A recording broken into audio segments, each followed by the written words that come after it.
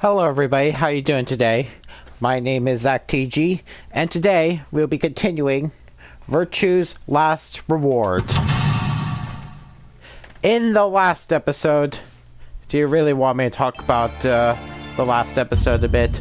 Dio's being a pain in the butt. That's basically all.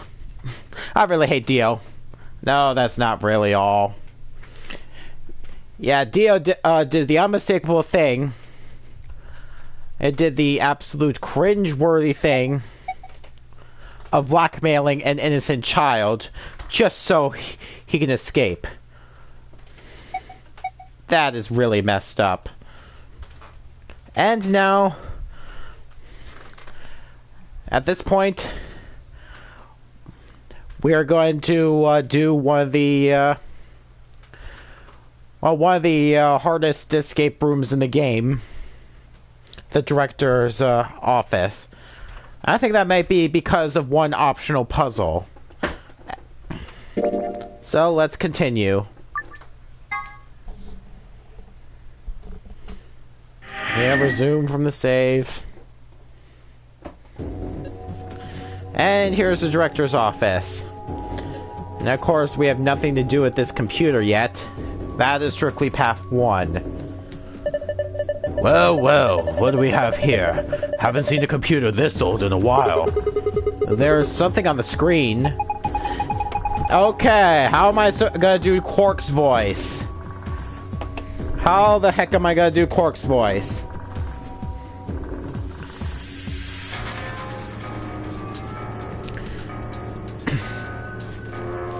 Is that lion eat? No, that's probably not. Doesn't sound like him. Let's see. Is that a lion eating a hamburger? I apologize for Quark's voice there. It's the best I can do. And I don't know if we'll ever get paired up with him in any other escape room. So, bear in mind, this is probably going to be the only time I'm probably going to do Quark. I really don't think so. I think the lion's got 2 heads. Looks like a monster from Greek myth or something. It looks like it's asking for an ID and password underneath the lion. Huh. The keyboard doesn't seem to be working, though. I guess we can't enter anything, then. Alright. Then we have this. What's this? I checked it out earlier, but I think it's just a business card holder. A business card holder? Yeah. It's a file where you put business cards. They've all got these weird shapes on the back. I think maybe if you line them up in a particular way, then you'll get some sort of hint. Well, I guess we could give it a shot. Except we don't know what order they go in. I don't get it. Maybe you don't have enough information. Maybe. And then we have a locked drawer. Gah! It's not opening. Is it locked? Yeah, looks like it. I don't see anything that looks like a keyhole, though. There's this diamond-shaped hole in the middle, though. Do you think we're supposed to stick something in there? Who knows? Who knows? Then we have this. What is this? One of the training machines you see on late-night infomercials? I think it's a facial recognition device. A what? You put your hands on either side and hold your face in front of that lens. Then it checks your face against whatever it's got in its database. Oh. Huh. How did you know that? I'm in the salvage business. Every so often, one of these babies show up. It doesn't look like it's turned on. Yeah, nothing happens when I put my face in front of it. There's something to the right of the lens over there that looks an awful lot like a keyhole. If we had a key for it. You think maybe we could turn it on? I assume so. And then we have a balloon over here. There's the safe. And strangely, we picked up the globe. Hey, a globe. Doesn't it look kind of weird? I think somebody's glued a piece of paper to it. Let's see if we can get it off then. And we got off, and we got the world map, and that's apparently the only point this globe has, so why even pick it up to begin with? Oh, great. More of this color connecting business, isn't it? This is definitely more of these color connecting business from the PEC. Well, considering the last room in that path was the PEC, I'm not surprised.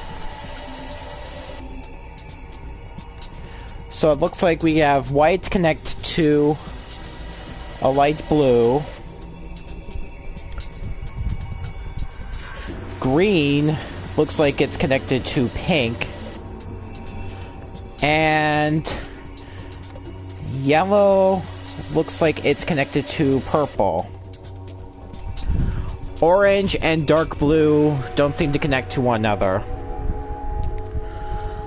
So we're gonna have another one of these things like the PEC. Alright. What the heck is this? Looks like a green coaster. The stain on there makes it look like something was sitting here earlier. Except I don't know exactly what to place here. Then we have this.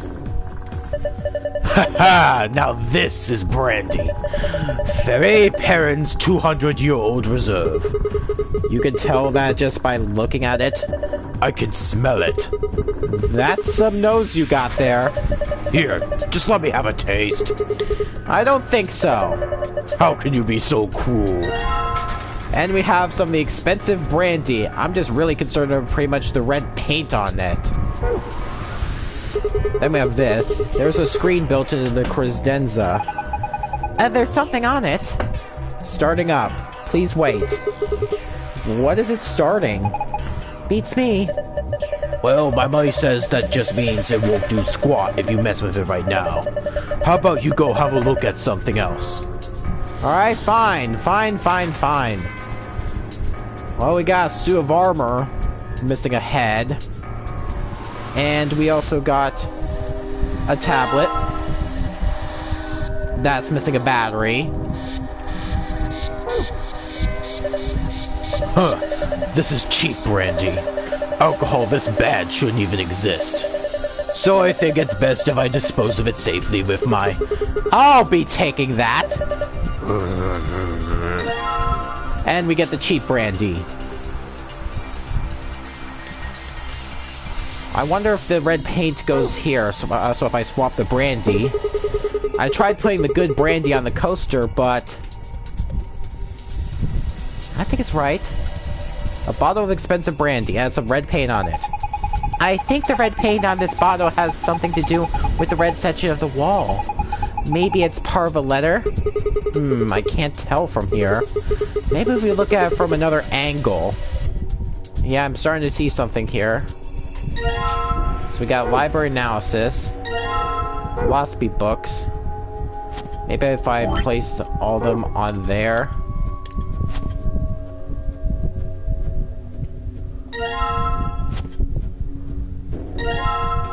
The historical adventure saga.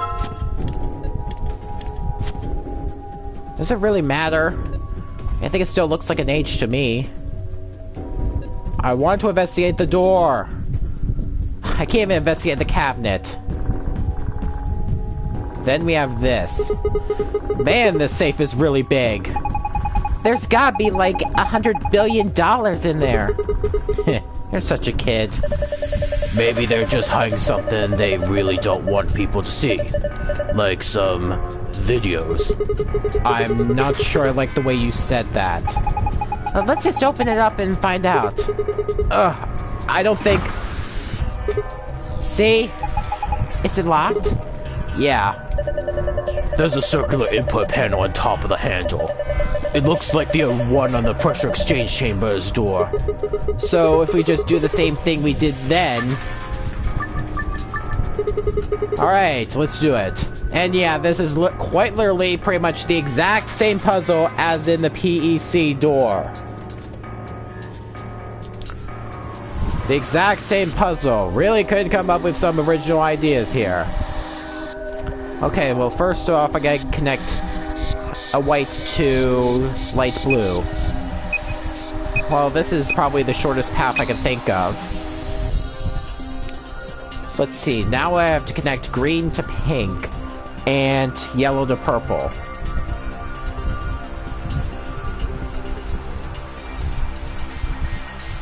Okay, so let's see. I can easily connect green to pink like this. That's a short path. And purple. I think I pretty much got it. There we go. Good job! You did it! Nice work. Very impressive. Let's have a look inside. $100 billion! Videos! Yeah. Oh my gosh! Yeah, I don't think anybody was expecting a stag.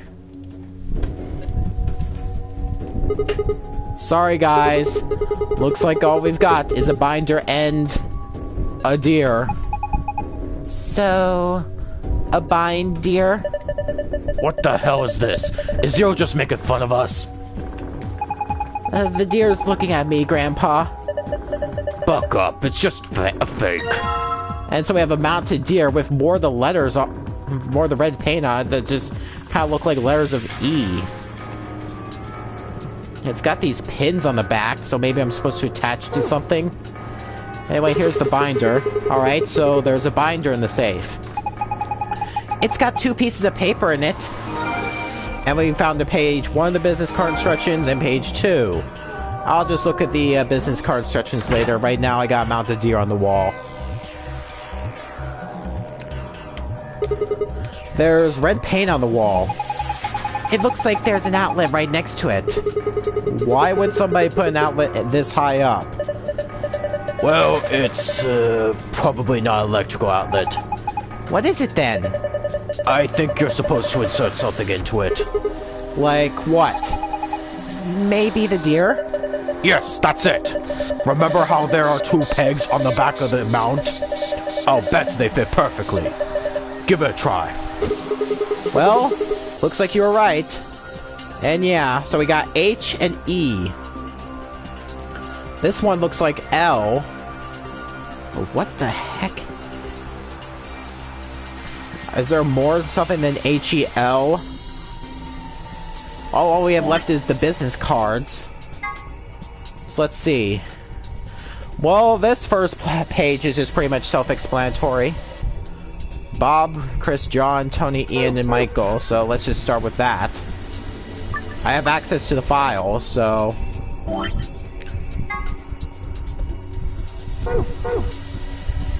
So we have Bob, Chris, and John.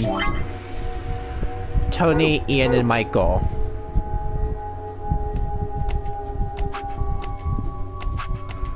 Just want to make sure I have everything right. Yep. And I thought I just pretty much noticed there's the Excelsior. Let me just make sure. Yeah, there's the researcher's journal. And the star key. So let's check out the page 2. Okay, the women are requesting the following positions. Okay, so the first page, that's just for the men. Okay, so Carol likes being on the left. Anne prefers to be near Bob. Ellen would like to be above Anne. Sophie would like to be on the very right. And Kate likes to be next to Michael. Alright. So... Wait, Bob has to be on the...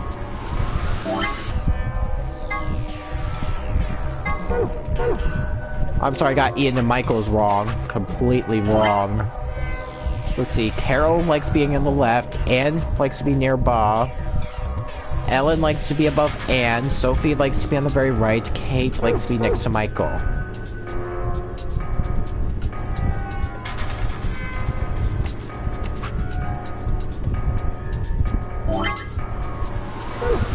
Alright, Sophie's on the very right. Well, we can check this out, and if you're confused by the directions, you can just pretty much refer to this part.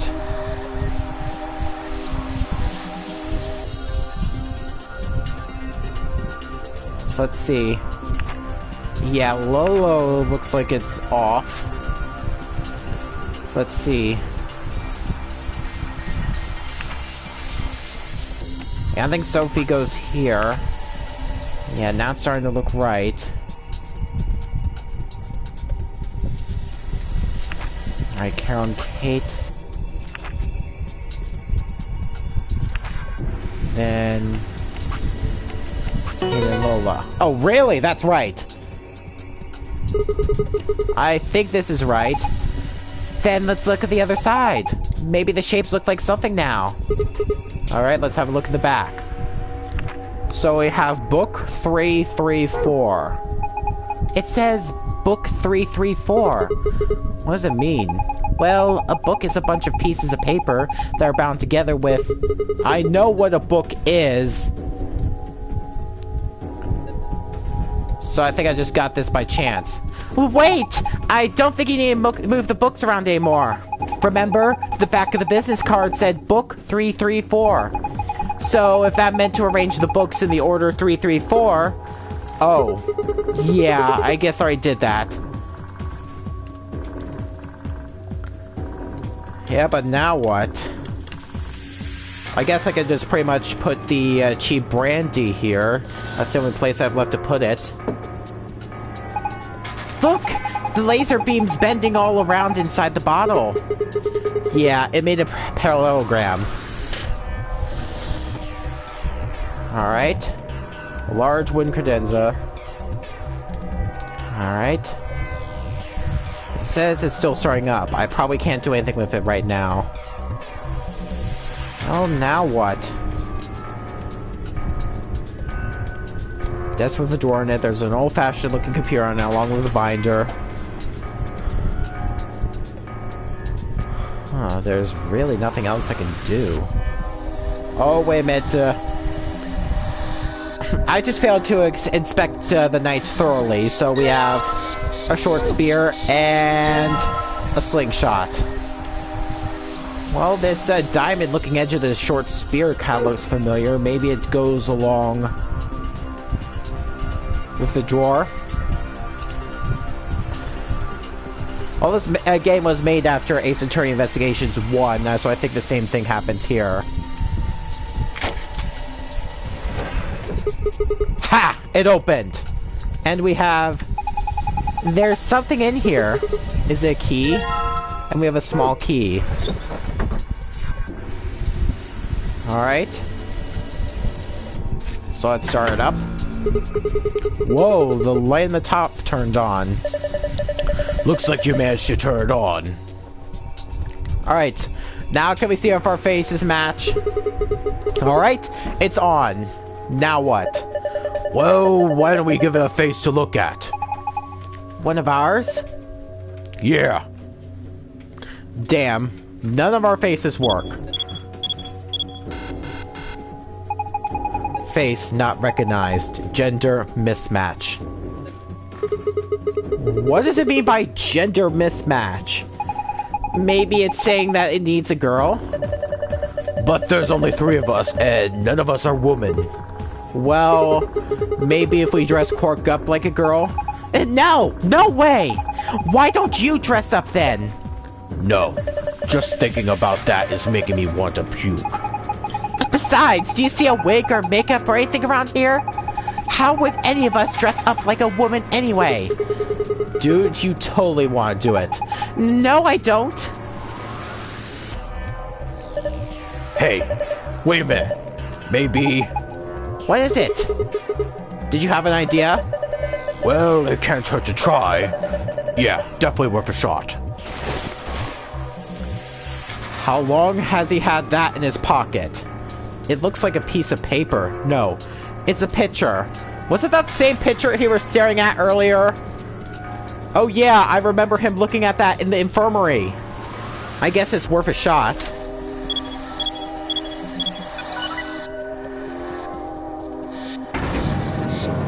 Whoa! Okay, we have a secret passage here. Whoa! Oh my gosh! It's like we're in the villain's secret lair. Huh. Didn't think that would happen. I guess the recognition worked. Yeah. I'm just curious what's on this picture. So... who is this girl? Hey! Stop! Oh my gosh. No! It just can't be! Why is Tenryouchi holding a picture of Akane Kurashiki? Why? She's just a girl. Is she your granddaughter? No. Well, who is she then? Ugh. Damn it. Fine. You've already seen her after all. Her name is Akane Kurashiki. I knew it. Why do you have a photo of her? I've been looking for her for a long time. Why? Because she's his first love. No! You've got wrong. But you carry that picture everywhere. I don't think I've ever seen you leave it somewhere. And when you don't think anybody's watching, you talk to it. I've seen you do it. Ugh. Huh? Didn't mark you for a hopeless romantic, Tenryouchi. Look, it's not about love, and I'm not goddamn romantic. Okay, okay. You don't want to talk about her, I get it. Just why is Tenryouchi carrying a photo of Akane Kurashiki? Just why? Yeah, his first love? But that photo kind of looked like it was taken in when she was in elementary school, and her love then was... oh my gosh. Really? No. It can't be what I'm thinking of. He can't be him. I mean, it's a plausible theory, possibly. But then how about how it explains Clover's appearance? I mean, she only looks about a year older. Not like decades older or something, so how does Clover fit in all this?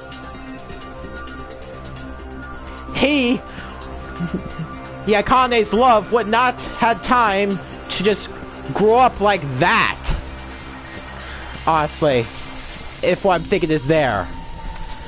I'm just...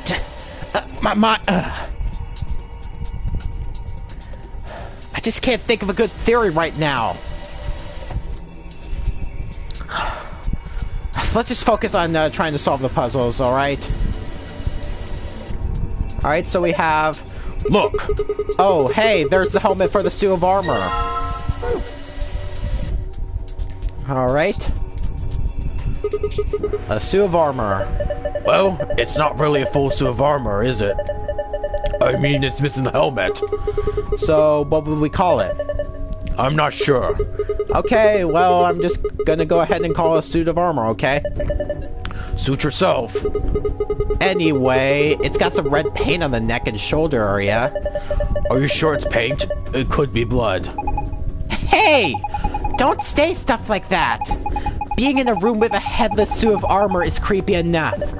Well, why don't you give him his head back then, Sigma? You've got it right there. What are you waiting for? Yes, that suits him. Real funny, Tenryouchi. So now we completed HEL, but what the, I feel like there's gotta be more to this. Alright. You must be feeling pretty tired, Tenryouchi. All the excitement can't be easy for someone of your age. Why don't you sit down for a bit? I'm not so old I need the likes of you worrying about me. That's so. Well, I think I'll just have a seat then. Okay, yeah, we got a pretty obvious target on the balloon. I have a slingshot, but where's the ammo? I'll try using the slingshot anyway. Huh? What's that? You think maybe it's an eye watching us? I don't think so. I think it's a target. Like a bullseye? Yeah, you're supposed to shoot it. Shoot it with what? Don't be an idiot. You've already got what you need. Okay, I'll just use the slingshot to... Whoa, hold on there.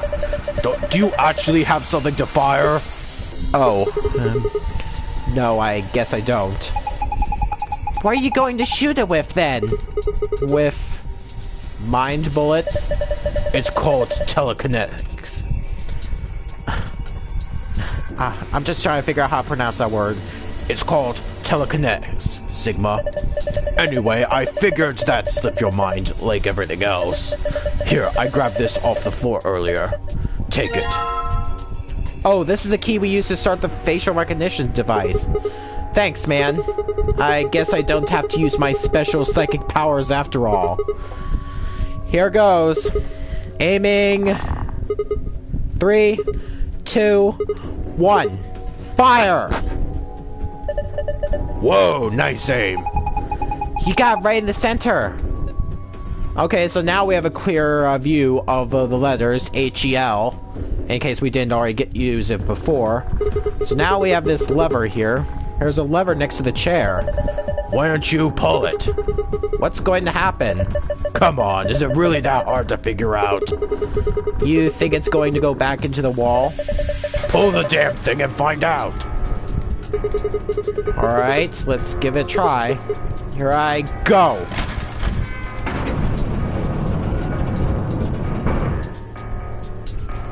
P. Alright, and we have a looks like there's something on the table. Is that a battery? Well, it says battery right there. Clear as day. Alright, if I pull it again, the chair should turn back around, right? Whatever. Not like I have a choice. Ha!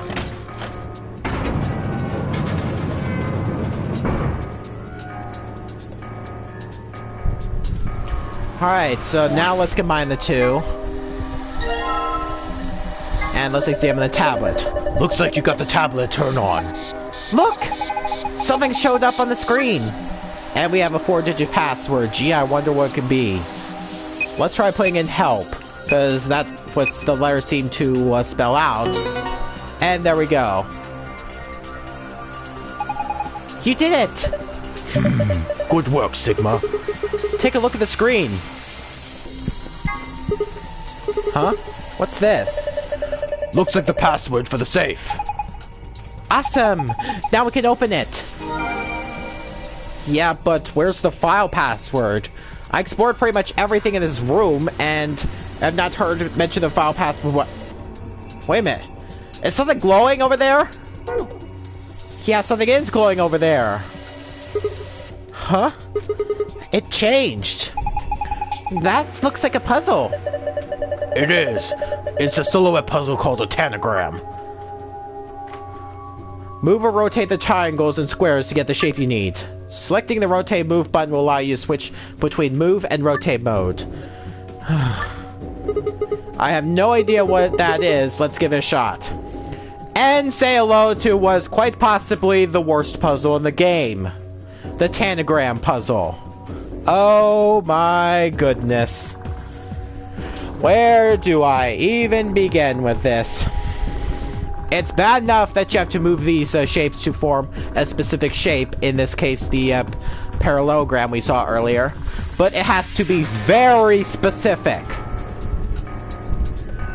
Even if it looks like a parallelogram, for some reason it might not accept it. You really have to be very specific.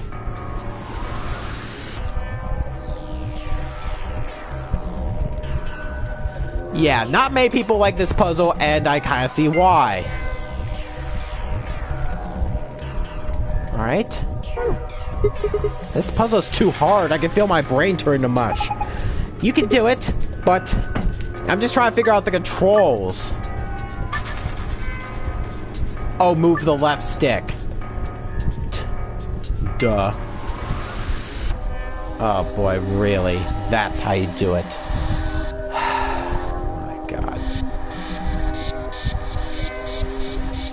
And to make things even more worse, the controls feel all wonky for this.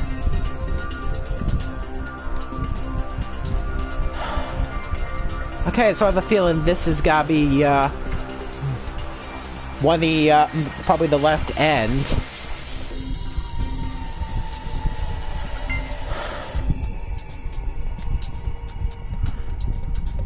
Yeah, it doesn't help that this thing has to be bloody exact.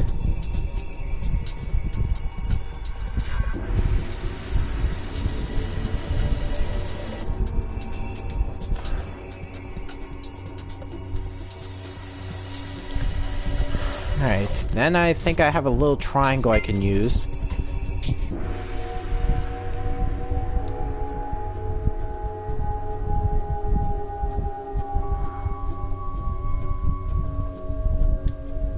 Oh, crud.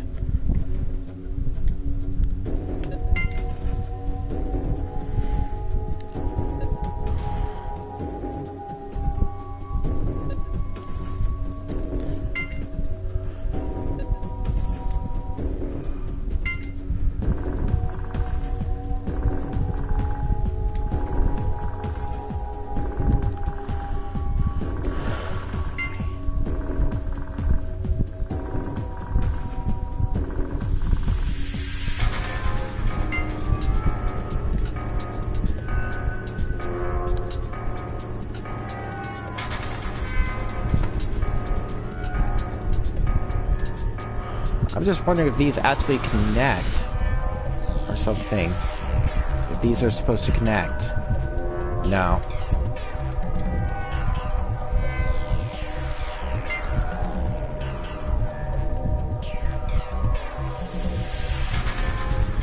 Okay, yeah, now it kind of looks right.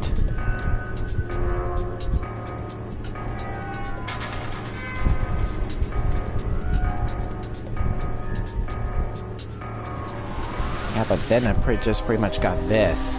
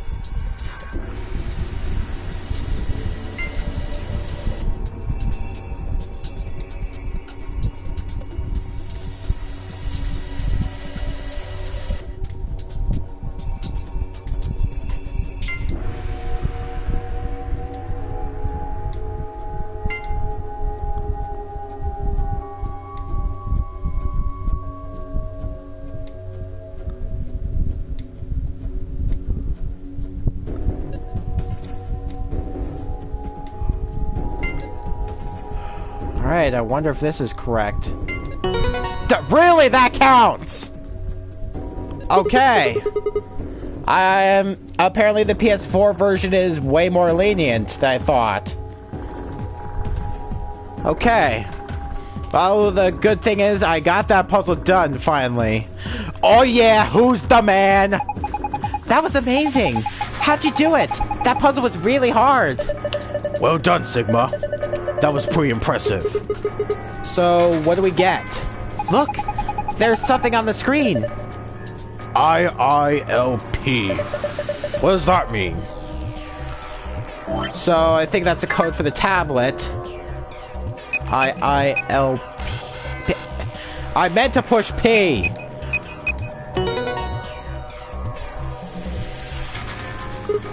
Phew! Looks like it worked. Good job.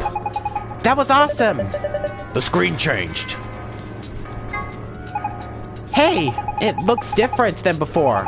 The symbols are different, and they're in different places. Alright. So now let's just access the safe. A safe, just like before. There's gotta be a way to open it. Should we just punch in the password? Why don't you try it and find out? Alright.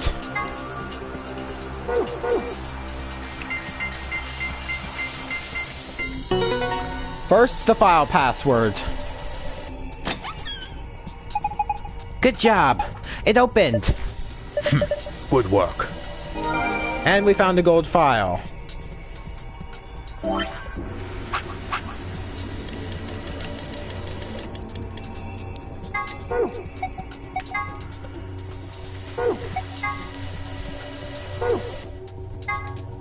Yeah, I think some of the files here, they can be pretty hilarious. Like, this slingshot can be used as a necklace, but it's not recommended.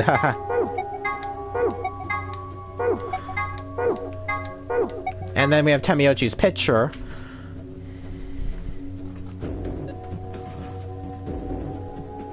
Who the heck even knows something in the left side of the picture?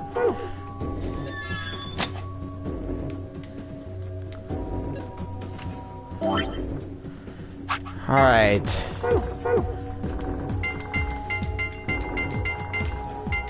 Let's just get out of this room. Because, yeah, I had enough of that, pretty much parallelogram puzzle. I just pretty much had enough of that. The controls in this version is pretty much what killed it for me here. Because the controls are just so gosh darn awful. Phew. It's open. It looks kinda empty this time. There's only 2 things in here. First we got... the AB room key cards. Oh, these must be the star cards they were talking about. There are 2 of them. You guys take one, and I'll take the other. Right. We're a pair, so we only need one for the 2 of us. And the other thing is... the key, as usual. Why am I doing Tamiochi's voice for Quark? Yes! Now we can get out of here! Great! No point sitting around. Let's go! Yeah, let's just get out of this room, please. I am done with this room. The door lock. It says lock right now. You guys ready? Yeah! Mm-hmm. Go for it. Alright. 3, 2, 1. You don't know how tough that parallelogram puzzle is until you actually play it. It's bad, in my opinion. It's hard. Well, at least we're out of there.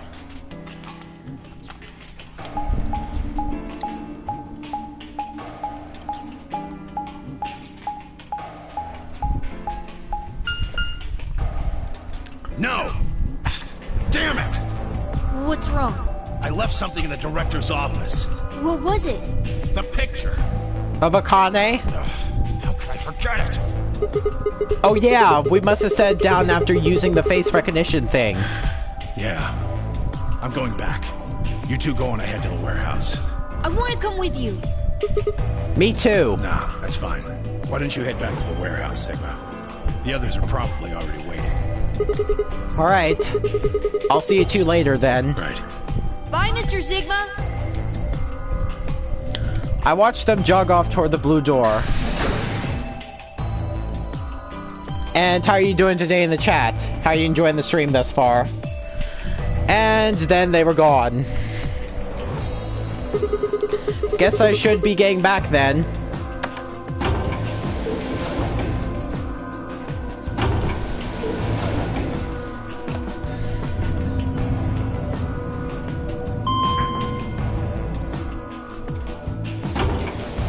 Now I wonder if the other teams made it back. Alright.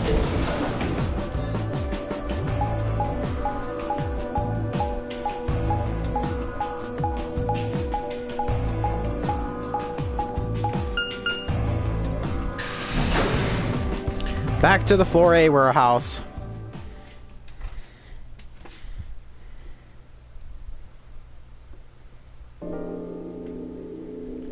I stepped into the warehouse to find all the other teams already there. Kay and Luna, find Clover, and Dio. The moment Dio spotted me, he dashed over to the rightmost AV room and slid his cards through the reader. Oh, thank you for waiting this time, Dio. I still don't like you, but thank you. An ambidex gate has been opened. 45 minutes remain until ambidex game polling closes.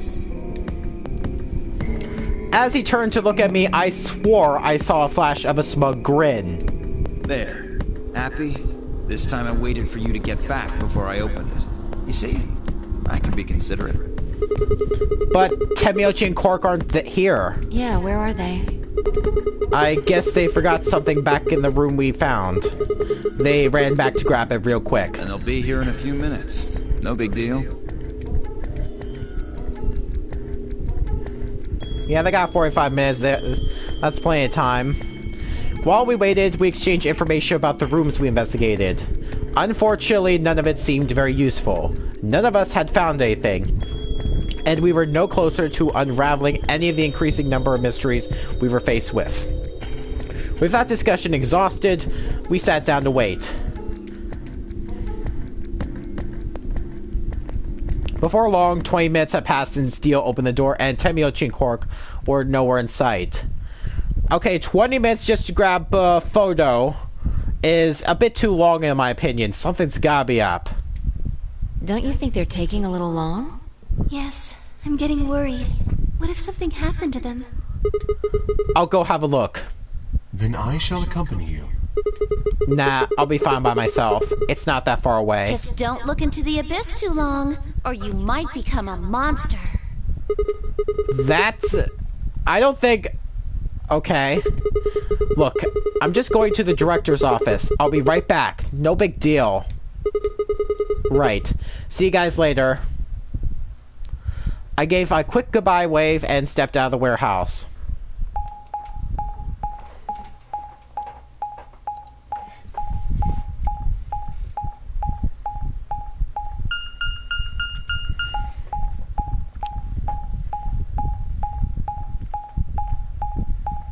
Alright, we're taking the short way back.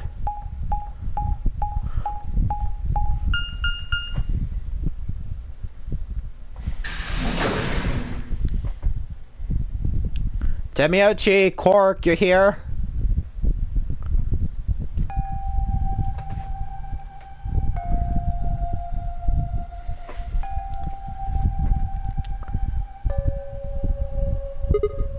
Huh? That's odd. There's nobody here. The picture's gone, though. Temiochi and Cork must have been here, then. I laid out the floor B map. They must have taken the door that faces the warehouse. After that, they probably went through the warehouse and out the blue door to the elevator. Yeah, that's a much shorter route. On the other hand, I came through the red door, which is kind of a long way around. Huh. Looks like we managed to miss each other perfectly. Ugh. Well, this is a huge waste of time. Shoot. Might as well head back, I suppose. I'd packed up the map and was headed toward the door when... Huh? There was a light on where there hadn't been a light before. What? Why is that thing on? We messed with it earlier, but nothing seemed to work. I felt a sudden wave of inexplicable, nauseating dread. The light stared at me. I swallowed and edged cautiously toward it. The machine was in arm's reach now. I stretched my hand out toward it, slowly, slowly. Who the heck are you?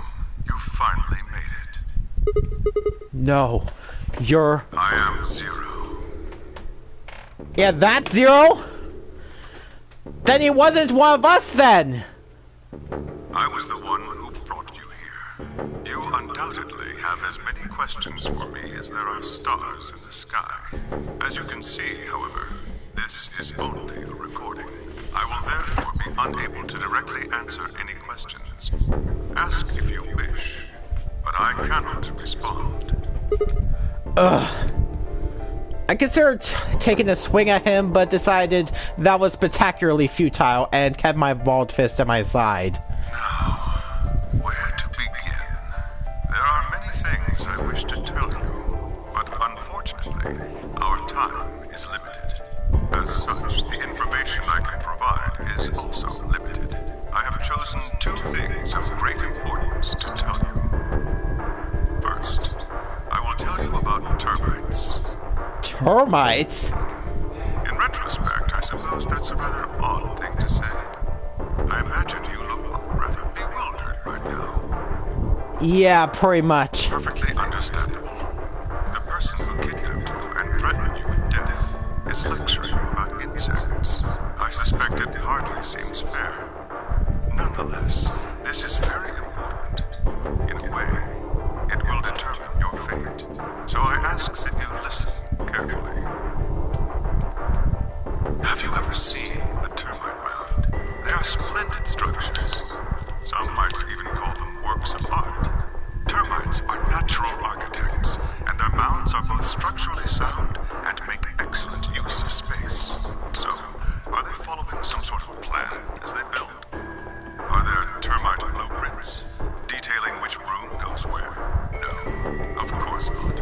Each termite is simply an oblivious cog in a tremendous machine programmed by millions of years of termite DNA. It is doubtful an individual termite has any idea what its contributions are helping to create. But a human does. We can appreciate the elegant forms of their alien cathedrals. We can see the simple beauty of their perfect functionality. We can understand the splendid planning of their structure.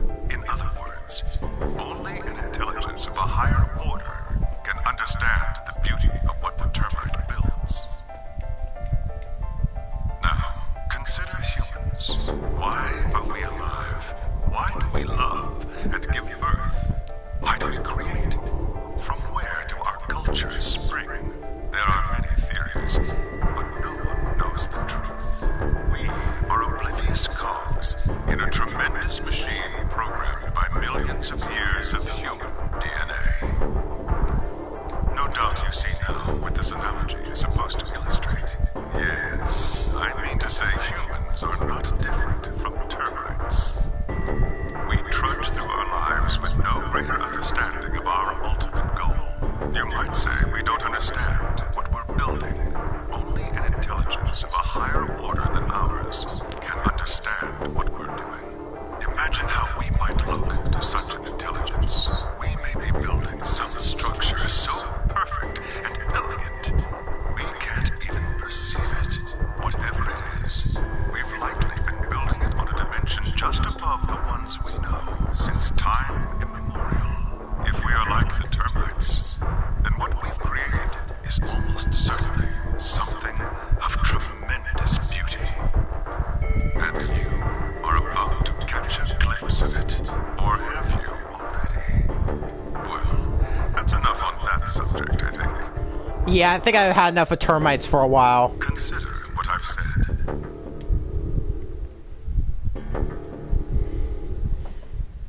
Now, let's move on to the second topic. It is somewhat more immediately meaningful to your life, and, in fact, the lives of several billion other people. I realize this is rather sudden, but I have a password for you. A password? It is the password to disarm the bomb, numbered 1. A bomb number 1? Wait a minute, we have not heard anything about bombs yet, except for, well, the bomb 0 password. Bomb? Are you ready? I will only say this once, so pay close attention. The password to disarm the number 1 bomb is BQZ RGJ DXR. Okay, BQZ RGJ DXR. Okay, so now we have the password for the number 1 bomb. Sometime down the road, I suppose. I had no idea what he was talking about. What bomb? Was he saying there were bombs too? If he'd guessed at my future confusion, he showed no sign of it. That is the last of the information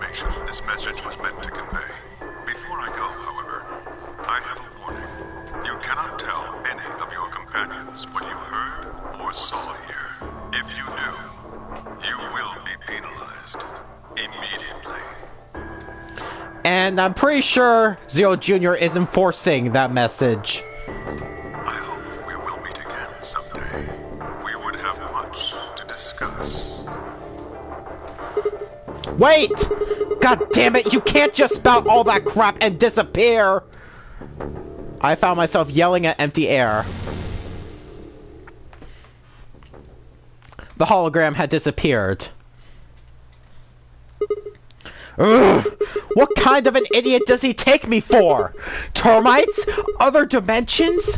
How could that have anything to do with kidnapping us? Shit. I kicked out a nearby shelf. 10 minutes remain until... Oh yeah, the others are probably worried where I am. I'd been gone for only 15 minutes. All players, please enter your votes. If no vote is recorded before the deadline has passed, any non-voting parties will automatically ally. Ah, crap. I need to get back. Not like there's any point staying here. I spun around and ran out of the room toward the warehouse. And skip. Grandpa! Look! Mr. Sigma's back! Took you long enough.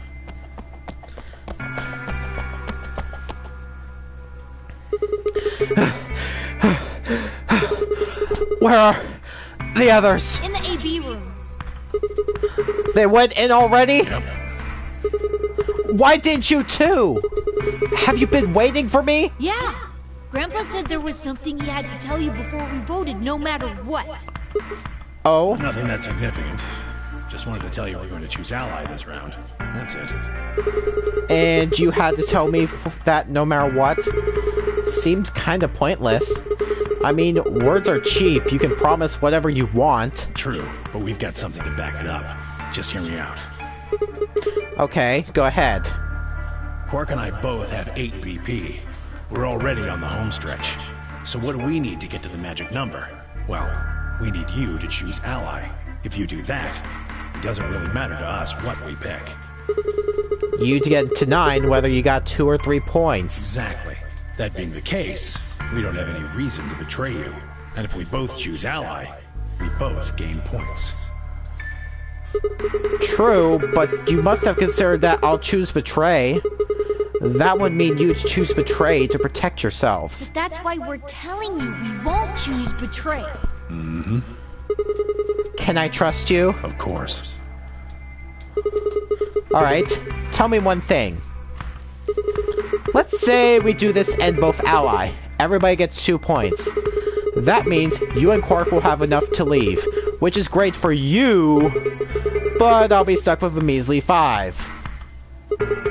How do I know you aren't going to just open the number 9 door and leave us in the lurch? I can guarantee it. How? I can give you my word.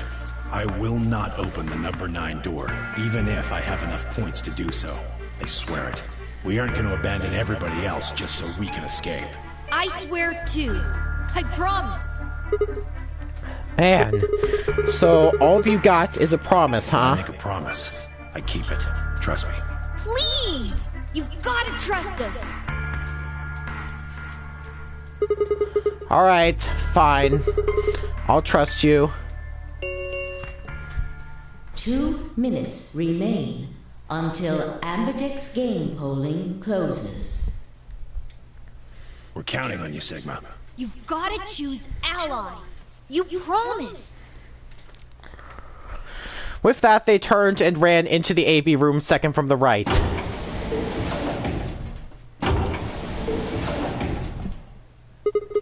Well, guess I should get moving.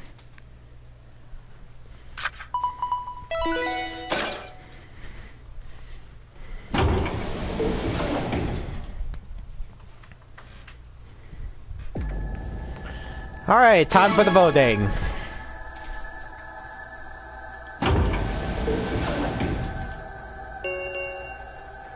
One minute remains until Ambidex game polling closes. I had a decision to make. Should I trust Quark and Temiochi? Well, I could believe they were telling the truth and still betray them. That would bring my BP to 6. I'd be that much closer to 9, and choosing betray would guarantee that they wouldn't try and escape without the rest of us. Betrayal seemed like the safe bet, but... Please! You've gotta trust us! You've gotta choose ally! You promised! Temiochi I could betray easily enough, but Quark? What the hell was I going to do? 10 seconds remain until Ambidex's game polling closes. 9, 8, 7, 6, 5, 4, 3, 2, 1. Well, there's only one real option for me. I gotta choose ally, I gotta keep the promise. Round 3 of the Ambidex game has been completed. Results will be displayed in the warehouse. Thank you for your participation. Ambidex gates now opening.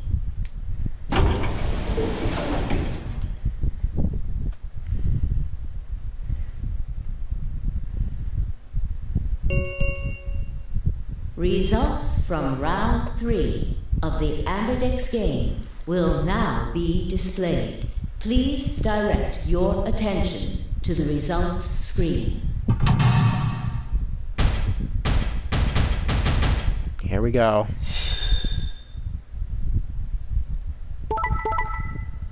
Yeah, of course, anybody with Dio betrayed. A Clover betrayed? Really, Temiochi? Really? You promised! Points have been assigned or subtracted accordingly. Please check your bracelet to see your updated bracelet points. Really, Temiochi?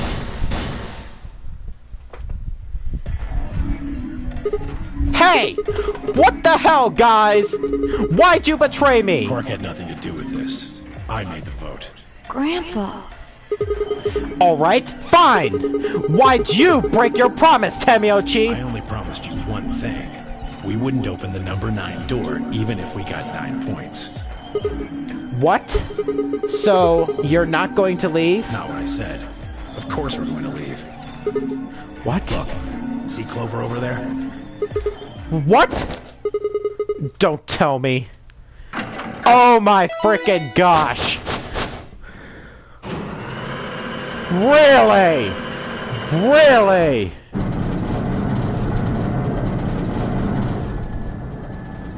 Oh no. Jeez. That bitch! Wait. Quark and Tenmyoji have... The words were barely out of her mouth when Temiochi and Quark ran past. No! God damn it!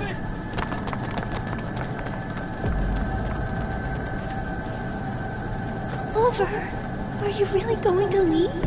Well, yeah. Why else would I open the door?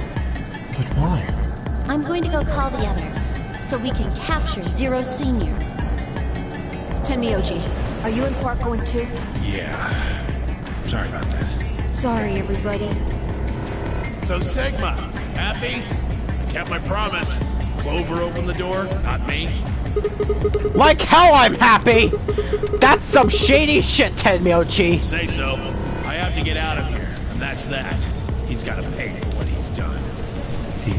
Zero. You mean you know who Zero Senior is? Yeah. No point keeping it a secret now, I suppose. Did he see the recording? Did Temiochi see the recording? I know exactly who Zero Senior is. What? I sure as hell can't be one of us. Yeah. The number 9 door has been opened. It will remain open for 9 seconds. Let's go! Come on, guys. Time to move. Right. Oh, wait! This is for you, Mr. Sigma. Quark held something out. I looked down to see 2 pieces of folded paper. What is this? It's a letter. I wrote it in the director's office before the AB game. I wanted to tell you what kind of guy Grandpa is. So, read it, okay? He pressed into my hand. See you later, Mr. Sigma. Then he turned and ran toward the door, Temiochi and Clover following in his footsteps. I was so surprised by the letter that I didn't even try to stop for them. Before I could think of anything to say... See you. Goodbye.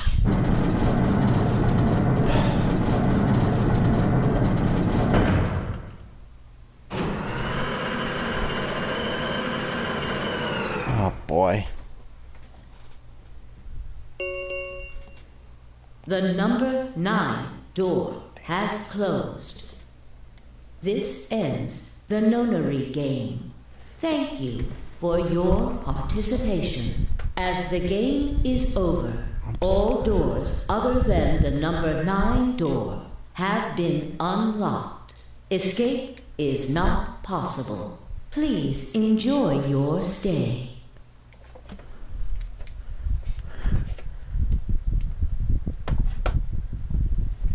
Shit!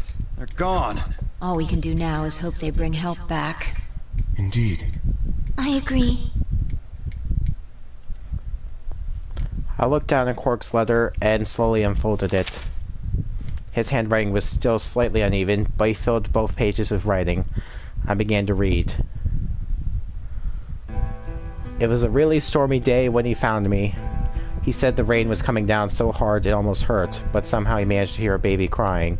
I guess I must have been crying pretty loud.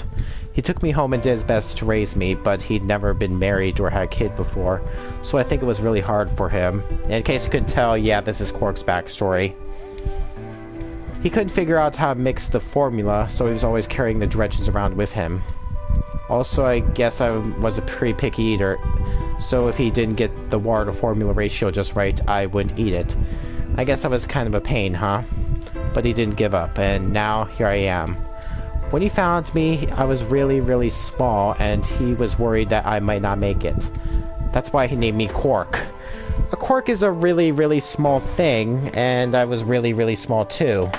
Grandpa didn't need to worry though, because it turned out that it was pretty tough. When I was 1, he forgot I was sleeping in the bed of his truck and drove off. I rolled around and went off the back, but I didn't even get scratched. I started walking when I was 2, and when he wasn't looking, I fell down the stairs. I didn't get hurt then either. When I was 3, I got really sick. I had super high fever for a week, but eventually it got better. Dang, Quark, really? I guess you could say I'm pretty lucky. Anyway, I didn't really have any more accidents after that, and I was a pretty healthy kid. By the time I was 6, I had started helping Grandpa with his work. His job was to gather junk from abandoned buildings. Then he'd fix it up or pull out the useful parts and sell them.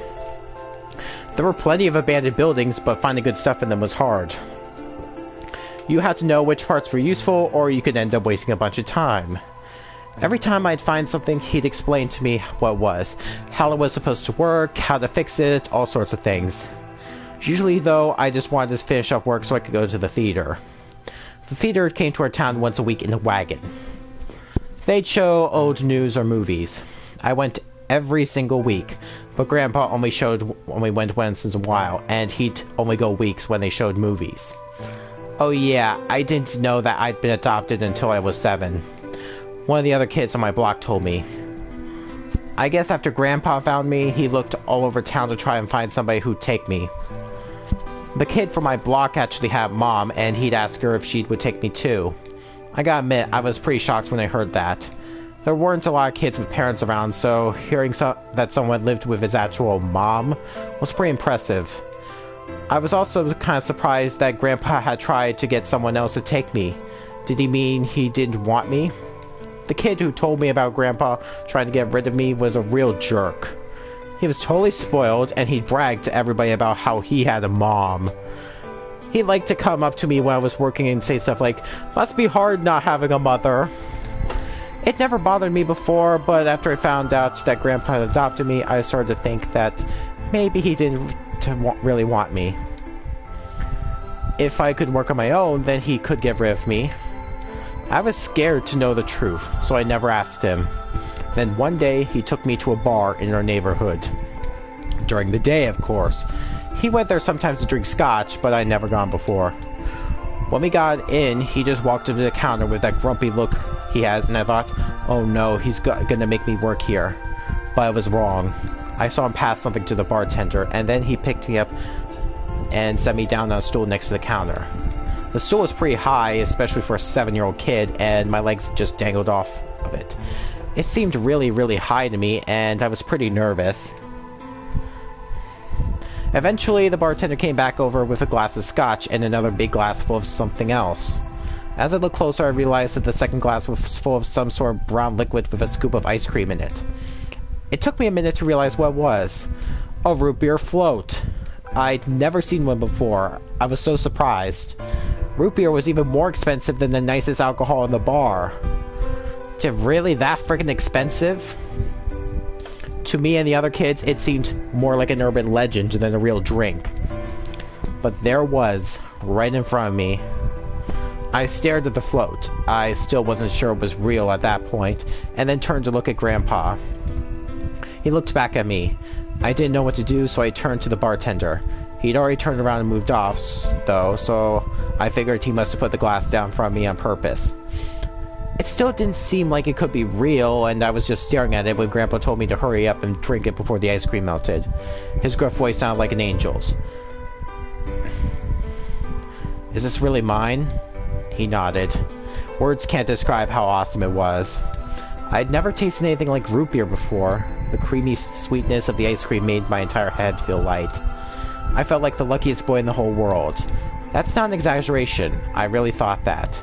The root beer float was delicious, but what made me even happier was Grandpa. When I looked over at him, he was smiling.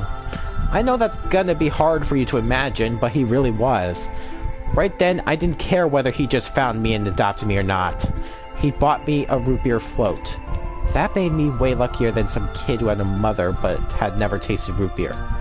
Of course, after we left the bar, he was the first kid I bragged to. So Grandpa and I were doing pretty good. Until the fight. I was in a super bad mood that day. I'd torn one of my shoes that morning and some old drunk guy had yelled at me. All the junk I found was totally useless. The day was almost over and I was fed up, so I just grabbed some random trash and took it back to the house. When I showed what I found to Grandpa, he frowned. He started going through each thing I brought back, explaining why they were all useless. I got really mad and just yelled, "I don't care." Then he got mad and I couldn't take it anymore, so I ran away. I was pretty upset, and I started thinking that maybe Grandpa only adopted me so he could raise me to work and make money for him. After a while, I went and hid in an abandoned building, but by then I'd started to calm down and think that maybe I should go back and apologize. It had started raining pretty hard though, so I decided I should wait for it to stop. But that was just an excuse. The truth was that I was nervous. Part of me knew I'd done something wrong, but I didn't want to admit it. The rain didn't stop though, so I just sat there staring out at the gloomy gray sky. I imagined Grandpa coming to get me. It kept raining all night, and he never showed up. I gave up waiting and decided it was time to go home. I was about halfway there when I heard somebody groaning. At first I thought I should ignore it and not get involved, but I went over anyway, and it was Grandpa. He was totally soaked, and I could tell right away that he'd been there for a really long time. I yelled, and he opened his eyes a little bit. He smiled weakly and said he was glad I was safe. He spent all night out in the rain looking for me. I felt awful. Grandpa had been out in the rain looking for me so long that he collapsed. I was horrible. He heard me crying in the rain, but I hadn't heard him. As I ran to get to the doctor, I promised whoever God might be listening that if they would only save Grandpa, I'd never ask for another root beer float ever again. He got a real bad fever, and his temperature wouldn't go down for days. The doctor said that if it kept up, he'd die. If he died, then I'd be all alone. There wouldn't be anybody left to care about me. The thought of that happening terrified me. Fortunately, I must have passed some of my luck on to Grandpa, because a week later, his fever finally broke. I was glad he wasn't going to die. but I was also a little scared. What if he had decided he didn't want a stupid kid like me around anymore? My plan was to apologize as soon as he woke up, but when the moment came, my brain just stopped. Grandpa started to talk, and it took me a minute to realize he was apologizing. I didn't know what to think. He explained that he was an old man, and that meant he was probably going to die sooner rather than later. He was strict with me because he wanted to make sure I'd be able to make it on my own after he was gone. But maybe he'd been a little too strict. All the things I worried about have been stupid and selfish. Grandpa cared about me a whole lot. He'd been worried when I ran off, and he'd gone out into the rain to look for me. I tried to apologize, but when I opened my mouth, I just started crying. I don't think I cried that much since I was a baby. But he just smiled and patted my head. I asked him if he ever regretted adopting me.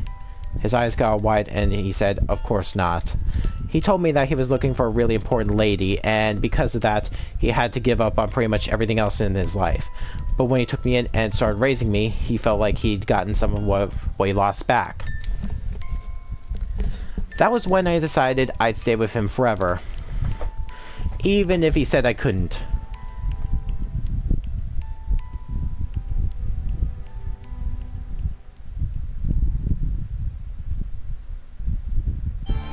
Yeah, so that's basically Quark's backstory. And yeah, it was a pretty sad backstory. I kind of liked it. And it's probably something I can relate to. Yeah, it's definitely something I can relate to.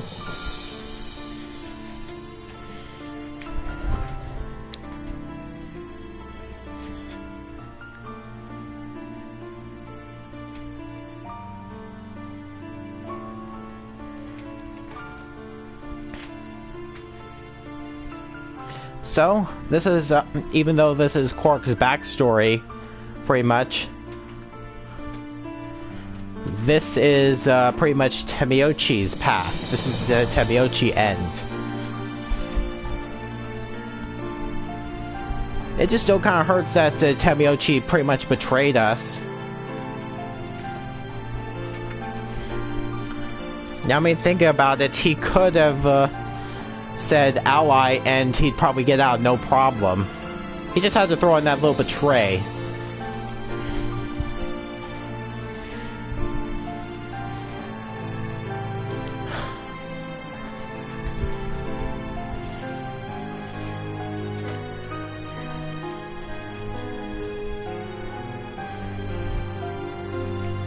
So we got 2 of the endings down. Oh, I didn't even realize that once you see one of the endings, you can skip all the others. And Root Beer Veritas.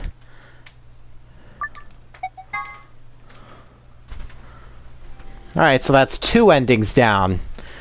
7 to go.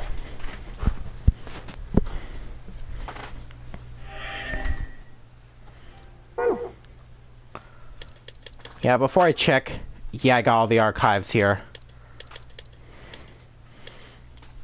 So now I'm just curious what will happen if I pick to betray, you know? Let me just break that promise, just in case Temiochi break his.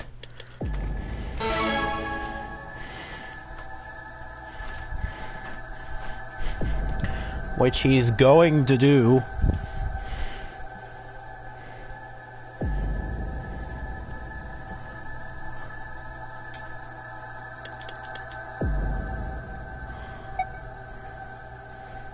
I just don't know why the heck it was moving slower that time.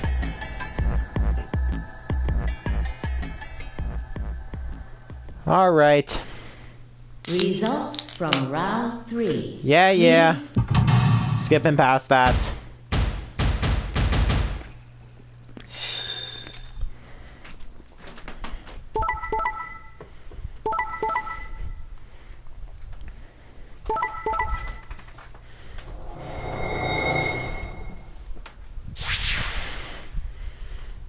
So let's see Temiochi's game over 2. Points have been assigned or subtracted accordingly. Please check your bracelet to see your updated bracelet points.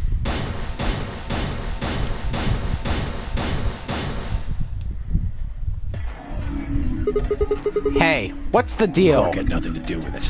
I entered the vote. So, why'd you choose Betray? Couldn't I ask you the same thing? I don't really think this is the time for a fight, though. Look, Clover's over by the door. What? Oh no. Oh yeah, she's going for it.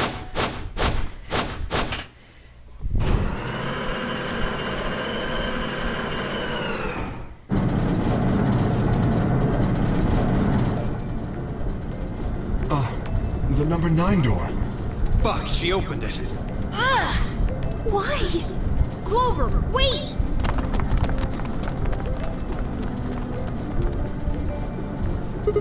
Clover!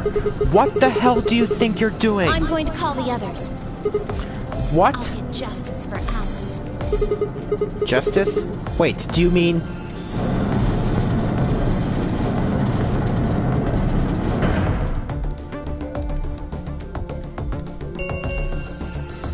The number 9 door has been opened. It will remain open for 9 seconds.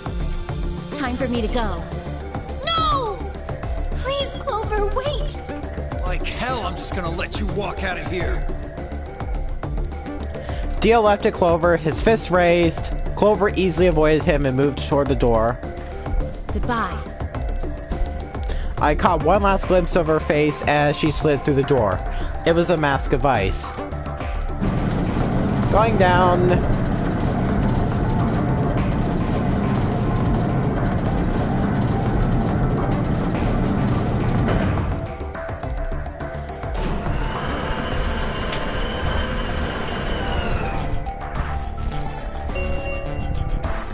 The number 9 door has closed.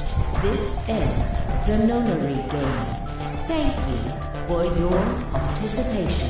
As the game is over, all doors other than the number 9 door have been unlocked. Escape is not possible. Please enjoy your stay.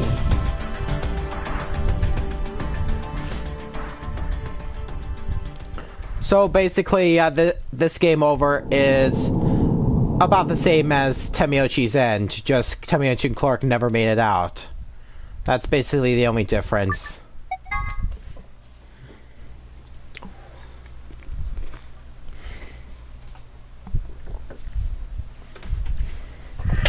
Alright. So let's see what we got. You still don't know anything about the passwords yet. We can't break lock number 1 or lock number 3. So next up, we're gonna have to vote Betray here. Well, Temiochi voted to Betray, so I'm gonna betray him right back. Our points should still be the same after all this.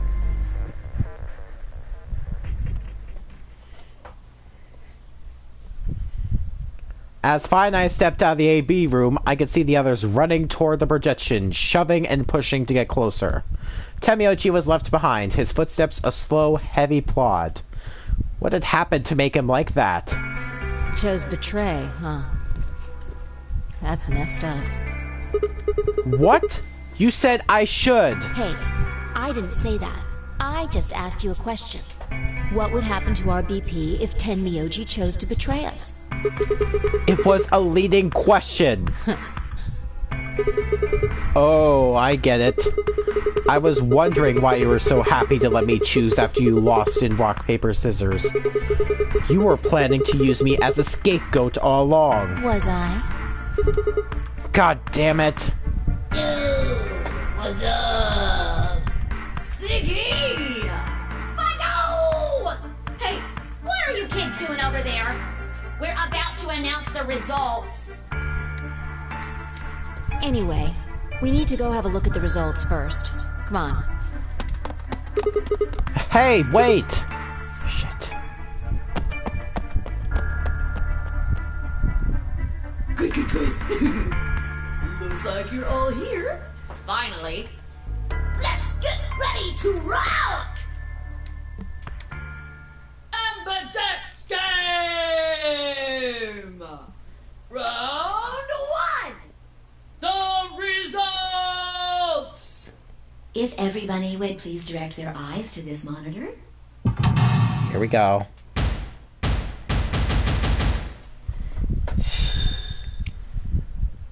Alright. Betray ally. Betray ally. Betray.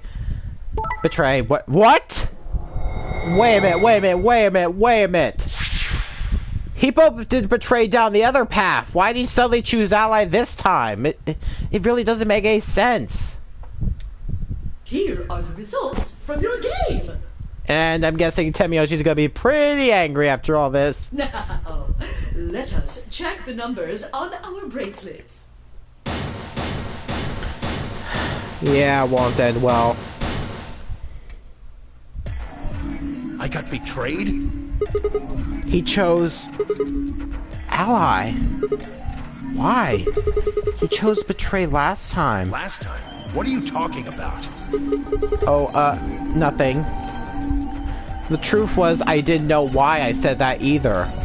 The words had just appeared in my mouth before I knew I was saying them. Oh, you're the one who chose betray. I should be asking you why. I told him you might choose betray. Fi, you. I can't believe you. I'd never choose betray. I trusted you two, and this is what I got. Ah, I apologize. Fi, you don't need to apologize. I was the one who did it. I pushed the button. Oh, yeah, I guess you've got a point. Huh? Wait, what? It's Sigma's fault. You want to blame someone, blame him. What the hell, Fi? What, you gonna fight each other now? I don't care which one of you pushed the button. I'm never trusting either of you again. This isn't over. Just you wait. I tried to think of something to say, but before I could come up with the right words, he was gone. I spun around. Fi! What the fu- But she was gone too. Gah! Where the hell? How'd she just disappear like that? As I looked around the room for Fi, I noticed that Clover, Kay, and Luna seemed to be having some kind of an argument as well. I moved closer and did my best to listen surreptitiously. What? Why did you do it? Sorry. I guess I wanted to get out of here as soon as possible, you know? I apologize, but I felt the same way. But if we all choose ally, then we could all escape together. It only takes 3 turns to get 6 points. That would be enough to get us out. Why? Well, of course we know that. But if we betray, then it's faster. If your opponent chooses ally and you choose betray, then you gain 3 points. Do that twice, and you get 6 points. You see? If you ally, then you have to play the AB game 3 times. But if you betray somebody, you only have to do it twice. Why are you acting like that's the right thing to do? I almost feel like you're blaming me or something. We aren't trying to blame you. But, I mean, if you just think about it, wouldn't it make sense to choose betray? Forget it. I understand now. It was silly of me to trust you guys. Luna walked off with her head buried between her shoulders. Her back trembled as if perhaps she were crying, but I couldn't see her face. Alice, Dio, and Quark, however, seemed to be having some issues of their own. Fine. You just wait. Man, this is all your fault, Quark. My fault? Why are you blaming me? They exchanged dark looks, then stomped off in different directions. 0, when is the next? And skipping.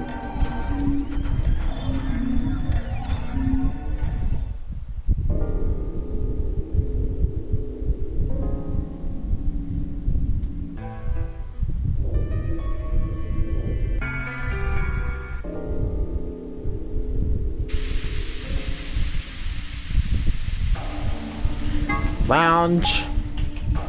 Skipping.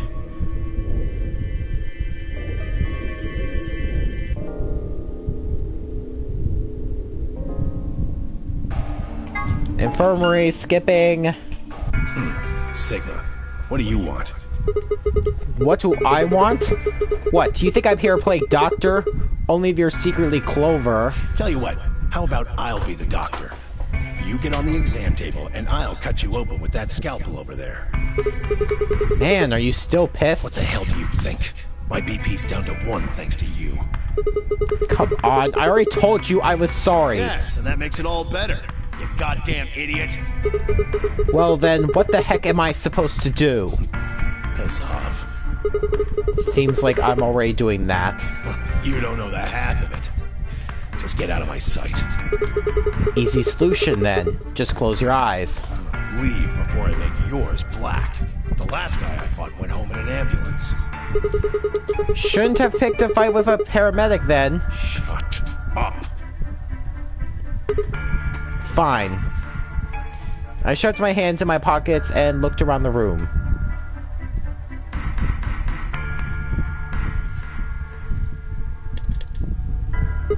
So, is it just you here? And Skip. Yeah, right. Like I'm gonna tell that to someone who betrayed me. Alright, fine. I'll just ask Quark. Quark! And yeah, suffering the effects of Radical 6. And back to the crew quarters.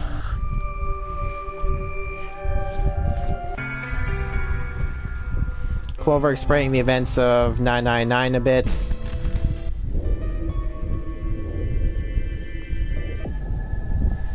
And yeah, Quark's trying to kill himself because of Radical 6. Injection with the needle. And time for the doors. So, how are we gonna do this? I won't go with Sigma. He betrayed me last time. What about Phi? You hit the button, right, Sigma? Oh yes, but... I don't want to go with Dio. Same reason. I can't trust that he won't betray me again. Thanks a lot, Quark. You've single-handedly torpedoed my reputation. Well, that leaves us with option B. No, we can't do option B. Why not?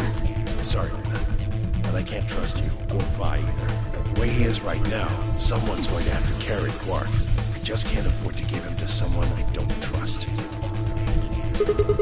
I thought you trusted Phi. Not enough for this. Then what do you intend to do? Quark shifted silently in Kay's arms. Quark is a solo, as are you, Tenmyoji. Solos can't pair with one another. You do remember that? Yeah, of course I do. I didn't say there wasn't anyone I trusted. There's one person. Who do you trust then? Clover. What? Me? Yeah, that's what I said. Why? I can't tell you. I just know that you'll keep him safe. Well, that's nice of you to say, but my partner is Sigma. Are you sure you want me to take him? It's fine. Clover, you just vote by yourself. Make Sigma wait outside the AB room. No. If Clover takes Quark, then we have to go with option C, right? That means I'll be stuck with Dio.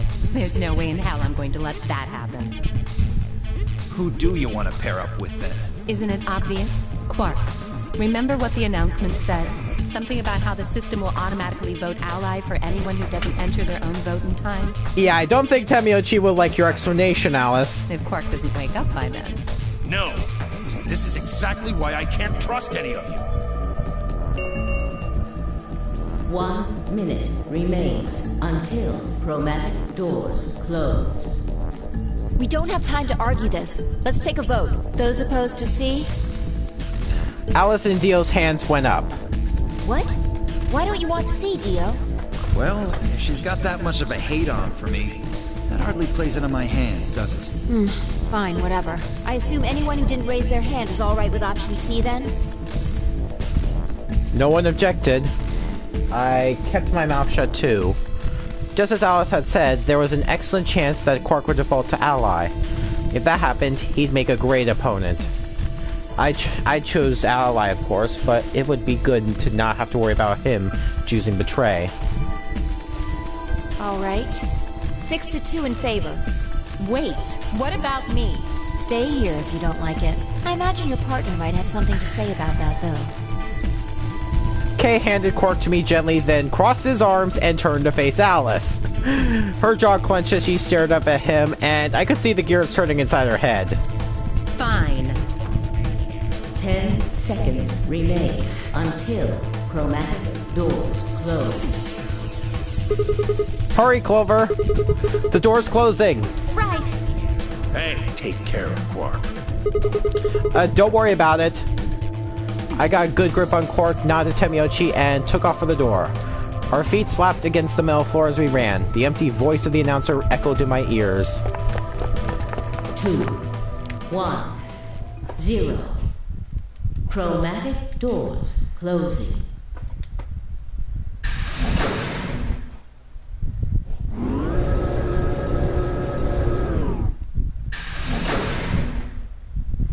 Okay, so let's see where today's green door ends up. Huh. Is this a dead end? Well, there are 3 doors here. But it looks like they're all locked. What's this thing? It's got a lever on it. Can you pull the lever? Come on, my hands are kind of full right now. Oh, yeah. I can take Quark then. You really don't want to touch that thing, do you? Well, I mean, look at it. It looks suspicious. Like I'm gonna touch it and whoosh, a bunch of poison needles fly out of the wall. Maybe if I had, like, a piece of wood to move it with or something. I think you might be a little paranoid. Then you do it. Fine. I shifted Quark over to one shoulder and flipped the switch with my free hand. Jeez, Clover, you're really paranoid there. And yeah, the treatment center. See? No needles, everything's fine. For now, only one of the doors opened. Did you see the plaque on that door before it opened? I think it said something like treatment center. Do you think that's some kind of medical thing? First an infirmary, now this. Why do I keep ending up in these places? I glanced over at Quark, asleep on my shoulder. Hey, you know what? We may have lucked out. Huh? What do you mean? Well, if this is where they treat people, maybe they've got something that can cure Quark. Oh. Yeah. Let's head on in then. Okay.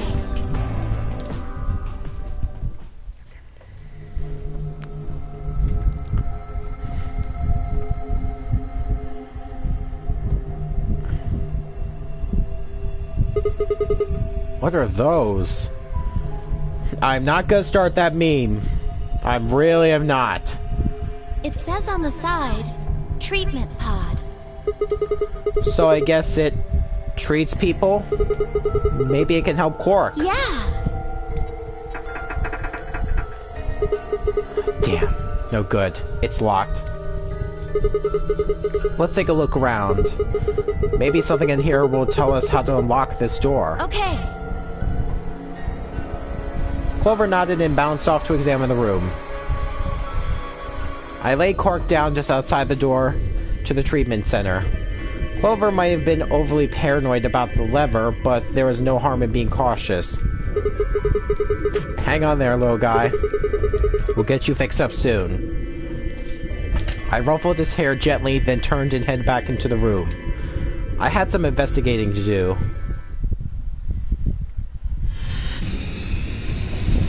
And now it's time to seek a way out from the treatment center.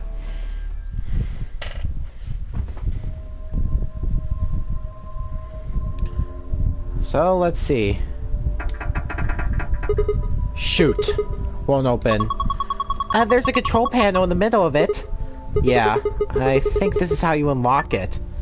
It can only be optioned by the 4-digit code. For each of the numbers that is the correct number in the correct place will get 1 hit. Each numbers that are the correct number but not in the correct place will get below. 10 guesses figure out the password. If it gets wrong 10 times, code will be set and we'll start over. I'm not quite sure how it's supposed to work, but I guess I can mess with it a bit. Alright, so it's a 9-digit number.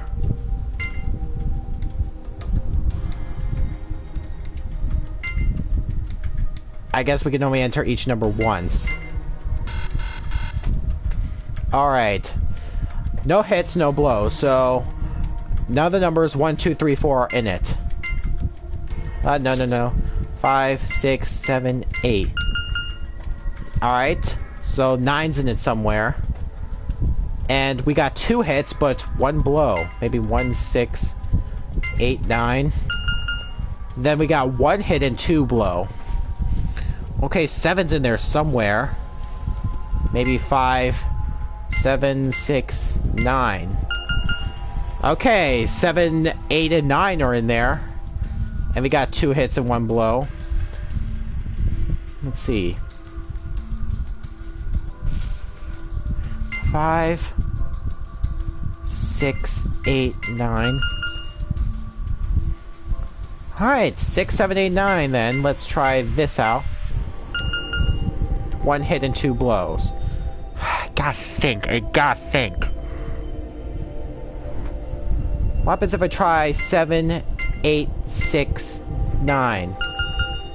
All 3 are blows.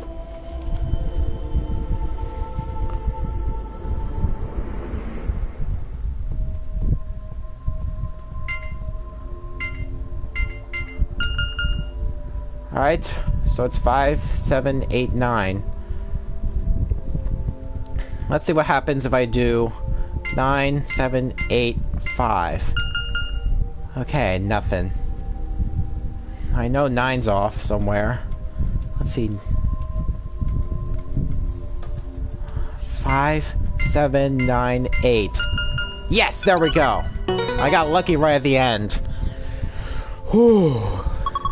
You did it, Sigma! Looks like that was the answer. Phew. That was lucky. Yeah, it really was, Sigma. Anyway, it seems to have unlocked.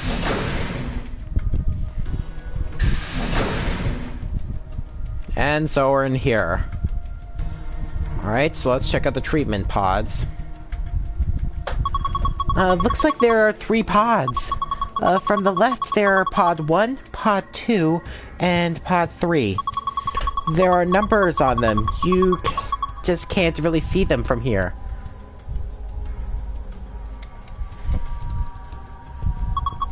Also, they got, handles. Maybe they're for opening the pods up? I'm just more interested in that clock. This is a clock. The hands are pointing to 7:15. Alright, so we got time of 7:15. Are you sure you're reading it right? Yeah! See the 12? That's the top. And of course the long hand's pointing to the 15 and the short's pointing to the 7. Makes sense to me. Well, let's see what's inside this first pod. Well, we got a key. And there's something in here. A key. And we got a white key. Alright, so let's close this pod. Let's see what this is. There's a message on the screen. Maintenance complete. Please insert activation chip. What does it mean about an activation chip? Well, I guess it's a chip we insert to activate the pod. You think? Why are you being like that? This is important. Okay, I get it. We need to get Quark into one of these, right? Yeah. Alright, fine. Well, there's nothing on the second pod, so let's open it up. And, well, we got another key right here. Yeah. It is a key, isn't it? And we have a silver key. And... a clock, huh? Did you think it was a nipple with 2 hairs growing out of it? Really, Clover? What made you think that? Of course not! The hands are pointing to 6:20.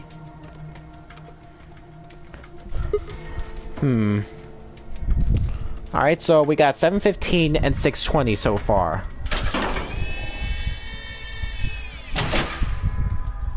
Alright, and then we have this. There's a message on the screen. Currently ongoing internal maintenance. Please stand by. I guess we can't use this one. Yeah. Yeah, we don't have time for maintenance to complete.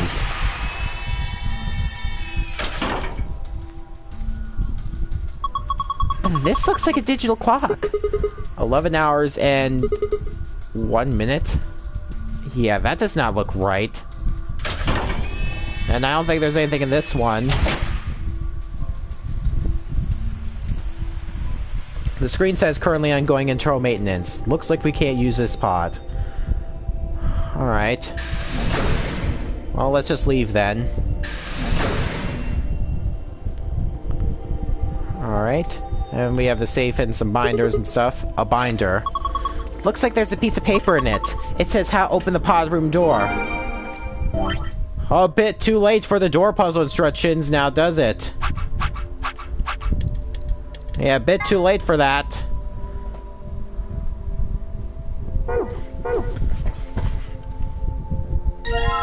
And we have a tablet.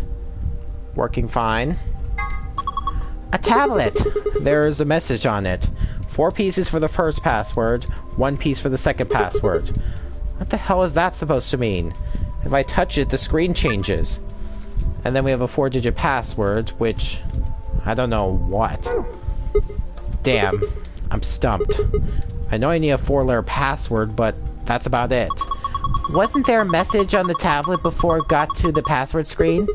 You mean the one that said something about 4 pieces for the first password, 1 piece for the second password? Yeah, I think that's supposed to be your hint. Maybe, but it doesn't really seem like enough. Yeah, we need more information. And we have number 4.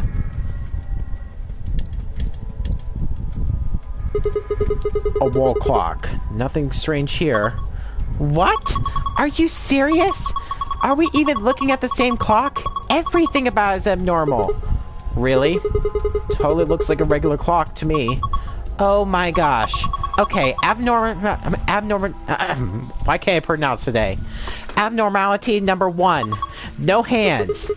Oh yeah, I guess it doesn't have any. What do you mean, you guess?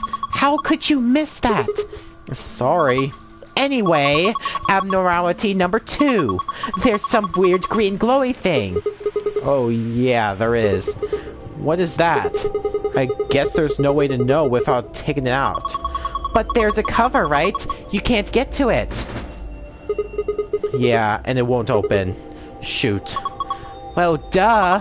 There's no way it's gonna be that easy. So if we want this green thing, we have to figure out a way to get that cover open. Yep. Abnormality number 3 is the hole in the bottom left corner.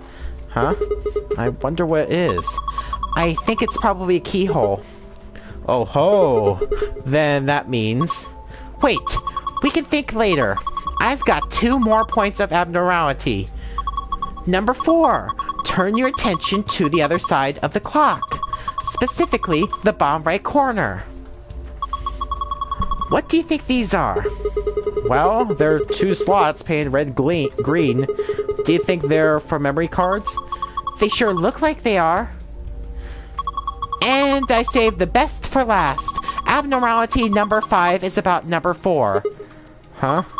Look, see where it says number 4 on the clock face? That number 4 is the 5th abnormality. Oh yes, I see. It is rather odd. Does that mean this is the 4th clock? Anyway, those are the 5 weird things about this clock. Where were you looking anyway? At the clock? Then your eyes must be worse than I thought. Oh boy. A handless clock underneath a glass cover. The bottom left corner has something that looks like a keyhole. Huh? That's strange. What is it? The key doesn't fit. You think maybe this key goes somewhere else then? Like where? Maybe, let's try the other key. Well, it opens here. Haha! It's open. Well, I guess I'll grab this thing first. And we have a chip number 1 written on it. I'm guessing this is for the first pod. Well, I can't do anything else right now. So, might as well investigate some others. What the heck is this plant? A plant. It's all withered up. How sad. I bet it hasn't been watered. Yeah. Did you notice there's something stuck in the trunk? Yeah, looks like... Oh wait, who said that last line? Yeah, that's Clover, I was right. Yeah, looks like red plastic. Let me have a look. I'll see if I can pull it out. Huh? It won't budge. I think it's stuck on something. Guess we have to take the whole thing then. Huh? Well, that red thing is probably important. Yeah, you're probably right. So we're just gonna take the whole withered plant with us. Alright, and then we have this thing. Oh my gosh! Aliens! Pretty sure they're just jellyfish. Aliens! There are 3 jellyfish. 2 yellow ones and a purple one. What's that inside the purple one? Is it digesting human flesh? Why would you even think something like that? I don't think it's meat anyway. Look at it. It's too solid. I think it's a tile of some sort. I wonder if we could get it out. There's a lid on the tanks. You can't open it? Nope. Looks like it's locked. Well, it's got a keyhole. Then I guess we need to unlock it if we want to open it. Sigma? What? I think you can unlock it right now. Oh, yeah. There we go. Now I should be able to open this thing. What the hell? There's a second lid? Yeah, but it's got a hole in the middle. If you stick your hand in there, maybe you can grab that one with the meat in it. It's not meat. Whatever. Let's give it a shot. Ah, hot! The spore is really hot. Really? Really. Then these bubbles... Yeah, it's boiling. No way. No jellyfish can survive in boiling water. They are aliens. Yeah. We should try and get the purple one to rise up to the top somehow. If we could get right under the hole in the lid, I think I could grab it. You can move the 3 jellyfish by using the directional buttons. Move the purple jellyfish to the hole using the water currents in the tank. If you move one of the yellow fish to the hole instead, you are a failure and we are very disappointed in you. Yeah, I pretty much like that line right there. Okay, let's do this. Alright, so we have to try to get the purple jellyfish up, but not the yellows. Alright, let's see. I think I got it. Yep, there we go. Easy peasy. Gotta grab a jelly fast. What the heck? Jellyfishing fast, cause the water is hot. Sigma, you really are bad at making puns sometimes. So we have this artificial jellyfish. This is Ellen. She's a mysterious, intelligent life form from the outer reaches of space. Don't give it a name. Here. Here, take it. Hey, stop it! What if it grabs onto my face and lays eggs in me or something? Ha! Come on, it just wants to give you a hug. Besides, it's not even alive. It's a thing, man-made, like a toy or something. But it's digesting a chunk of meat. That's not meat. Then what is it? Hold on, I'll pull it out now. And we have a circular tile. Well, we can obviously see where this thing goes right here. Nice lion. That's a pretty realistic painting. It's a really, really, really real lion. Don't sing in a whisper like that. It's creepy. It looks kind of like he's coughing up a hairball. I think he's trying to eat something, not cough it up. Oh my gosh. Is this another lion eating the sun? Where are we at right now? Number 4? I honestly lost track. He's trying to eat a hairball? Probably something else. What? I don't know. There's just a hole there. So we need to put something into the hole? Yeah, I think so. Wait! I think you've already got what you need to fill the hole. Yep. Yep! Fits perfectly! Yeah. I don't think it did anything. Look! Huh? Okay. What the heck is this? Laser? Okay, I'm just wondering what the heck that laser did. Well, we got this thing. There's a button under the screen. Push it then! Right. And there. Hey, it turned on. Looks like there's something on it. What the heck is this? It says start in the corner there. Maybe it's a board game? And we found an image of a board game. Of a dice game. Well, we can't do anything with it until we have all 4 of the time codes, apparently. Look! There's a plant over here, too! This one's pretty healthy. It's got a pile of plastic stuck in it, too.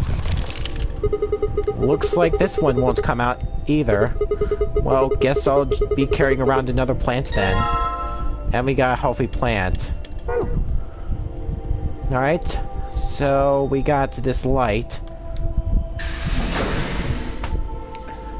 It's aimed right at the 3rd pod, so maybe we could tell what time it is on there or something.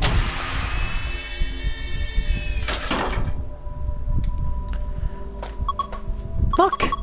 The lasers add stuff to the time! Yeah, looks like it's 0:15 right now.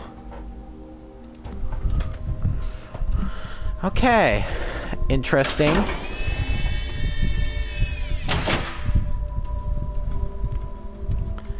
Alright, so let's insert this one in. Oh, look! The color changed. I think it said something too. Alright, so let's see what it says. Alright, done. There's a message on the screen. Before use, the system must be initialized. Please perform the following tests. 1. Treat. Vegetation. 2. Freeze. Vegetation. Until tests are complete, pod will not function with human occupant. What the heck is this? We can't put a person in there until it runs its test. Seems pretty clear to me. Then what about Quark? Don't worry. We just need to run the test. Something about treating and freezing a plant? Yeah. Treating makes sense, these being treatment pods and all, but freezing? Well, we don't really have a choice, do we? We gotta follow the instructions. Come on, we don't have time to just sit around. We gotta do these tests so we can get Quark into one of these pods. Yeah, right. Got it. Luckily, I think I brought the 2 plants with me, so first let's treat this plant.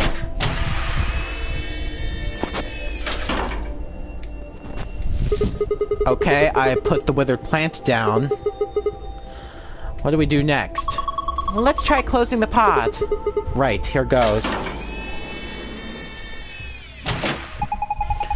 Identifying subject. Done. Diagnosing subject. Done. Initiating treatment cycle.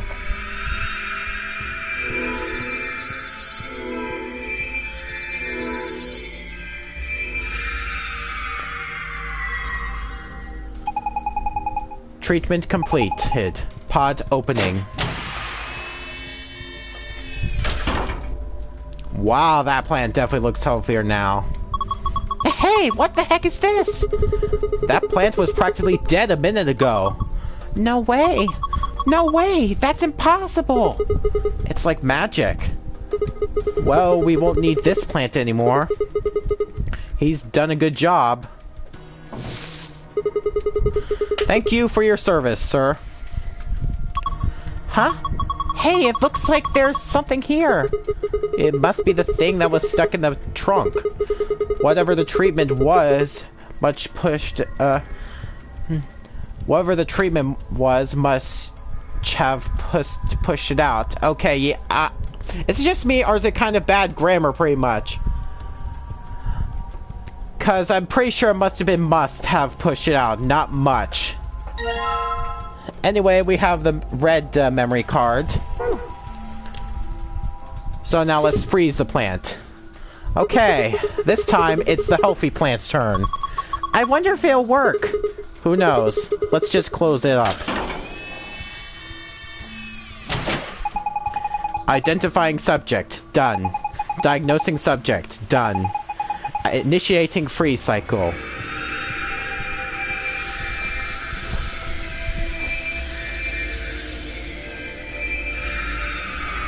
Oh, and how are you doing in the chat today? How are you liking the script stream so far? Freeze test complete. Pod opening. Hey, Crimson Knight 9D, how are you doing today? And yeah, the plant just froze. Whoa! It's totally frozen stiff! Probably because of your lame joke. Did I say something? Look, the leaves are all crunchy. Crunch, crunch, crunch. Crunch, crunch, crunch. Ah! Oh man, what'd you do, Clover? It's all broken now. But, whatever. Just help me clean it up.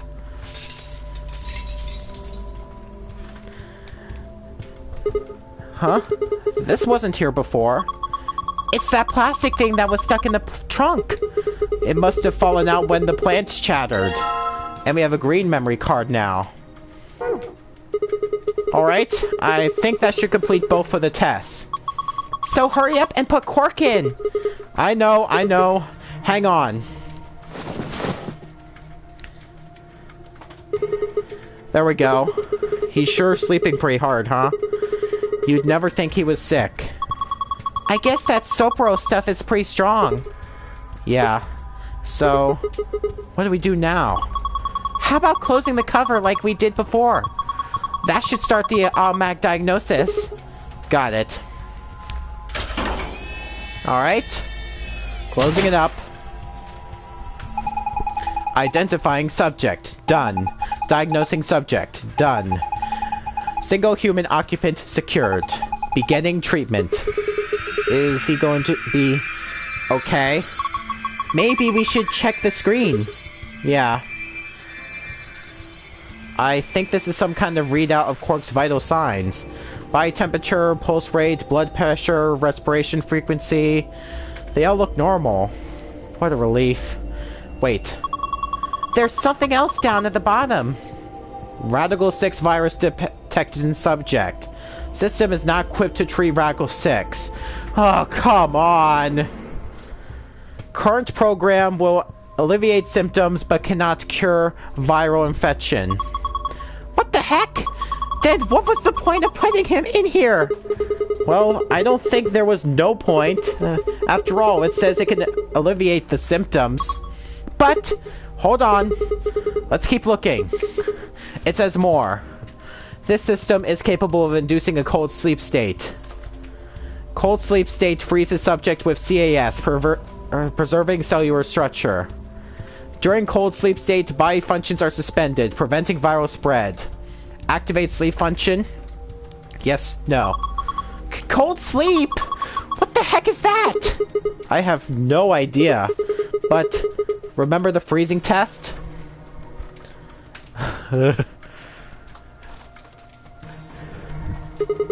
Whatever. We need to get out of here and tell everyone else about this. What should we tell it to do? Huh? Do we put him in cold sleep? Activate sleep function? Yes, no.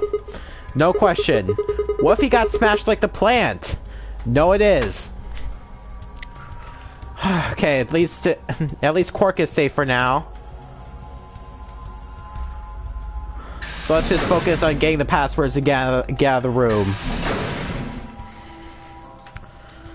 Alright. So insert the cards here.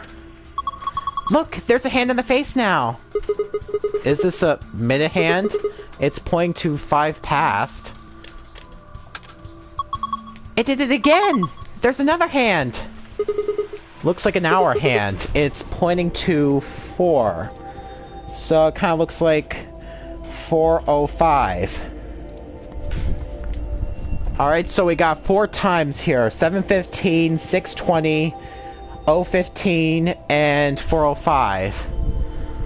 So maybe it has something to do with this thing. With the 4 pieces.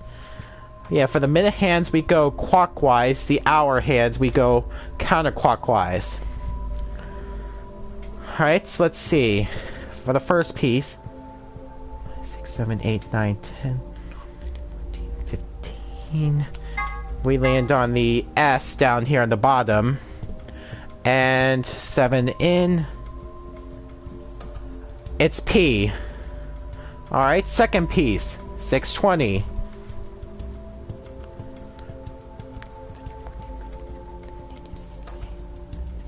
By 6A. Then 015. S. And 405. And 4 in. T. Passed. I wonder if it'll work on this tablet. The screen says the following: 4 pieces for the first password, 1 piece for the second password. If I touch it, the screen changes.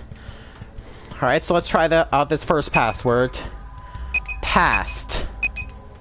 Well, it works. Good job! You logged in! Yeah, but look at the screen. Huh? It's a password for the safe! And we found a safe password, but of course I'm gonna try figuring out the hidden file password as well. 1 piece for the second password. So I think I should try using the same piece and just enter each clock, just move the dice along with the clock, but just use 1 piece instead of the 4. I don't think the first one changes, so I'll still start at the same P. So let's see. 620, yeah, I'll go to the right by 15.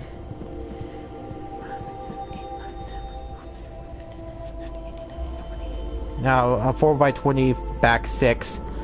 O, P, O. Then 15. U.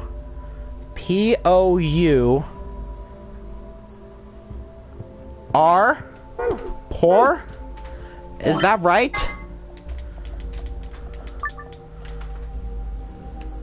I'll try.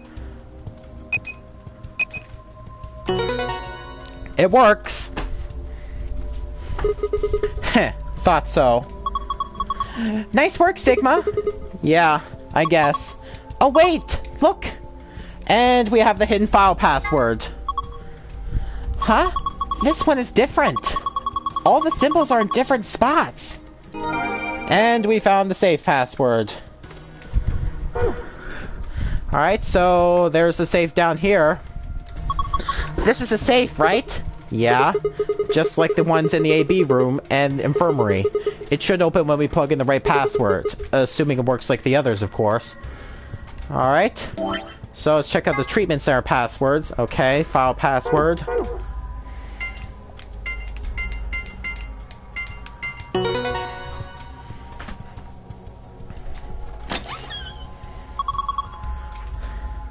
Yeah, pretty much a confusing way of figuring out the password, but it's not really that tricky. You did it! You opened it! And we found a gold file. So let's see if there's something here worth showing, pretty much.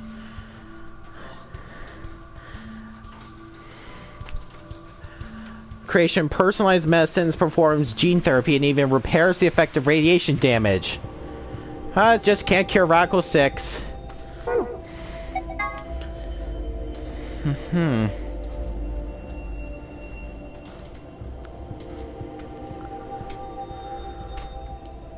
Yeah, freezing yourself to visit the future is safer than flying from Tokyo to Milan. And CS stands for the Cells Alive system. I'm just wondering if some of the participants were in cold sleep before, most likely. That could possibly support a theory I've had. I'll just wait until the end of the game to say it. Just probably not right now. Don't want to spoil anything yet.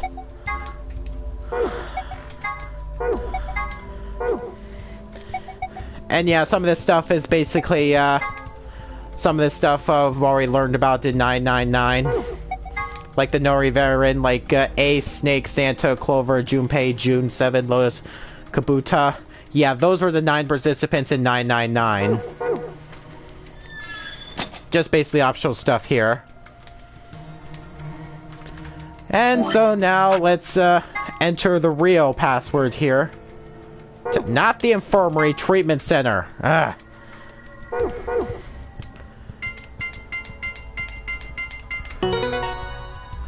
And completed. Phew. It's open. Good job! That's twice you opened it! Alright. Oh, whoa, we got a bunch of stuff here. Whoa, that thing looks dangerous! You mean this gun thing? Yeah! I wouldn't worry about it. I think this is just an injection gun. It's a helpful tool, not a weapon. Are you sure? I think that kind of depends on what's in that vial there. The label says neostigmine. Huh? What did you just say? Neostigmine? Why? Does that mean something?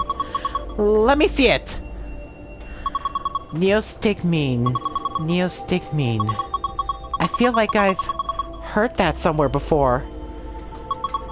No good. I can't remember. Damn.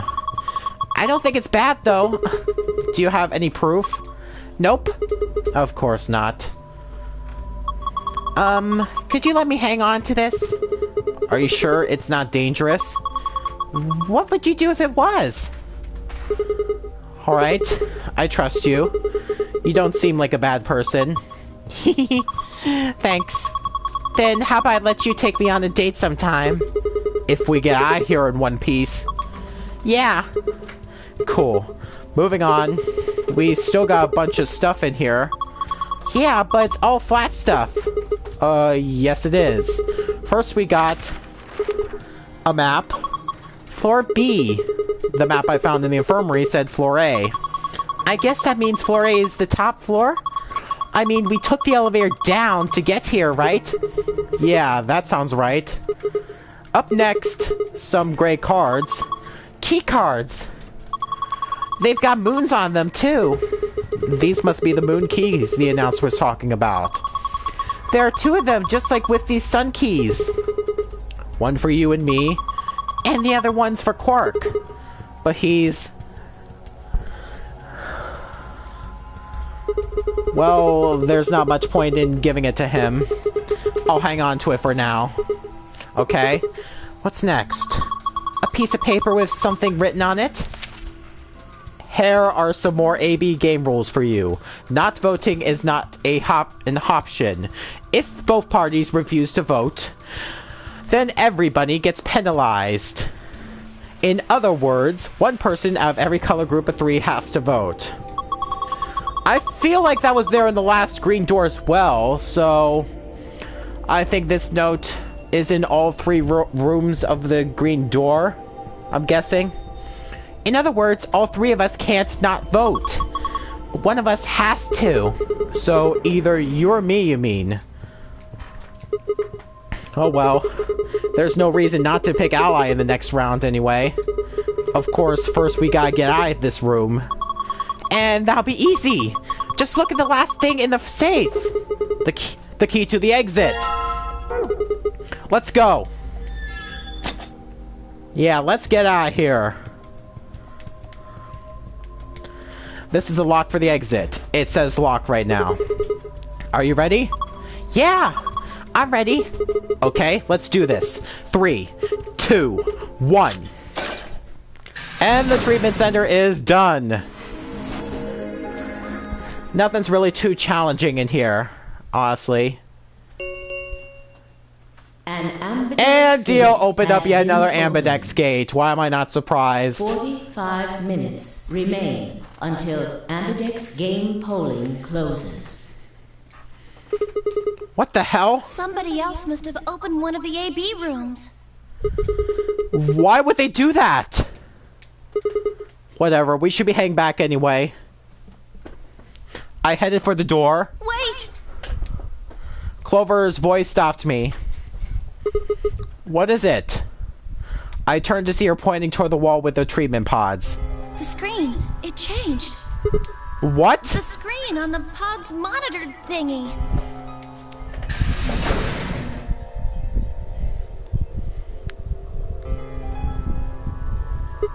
Oh yeah.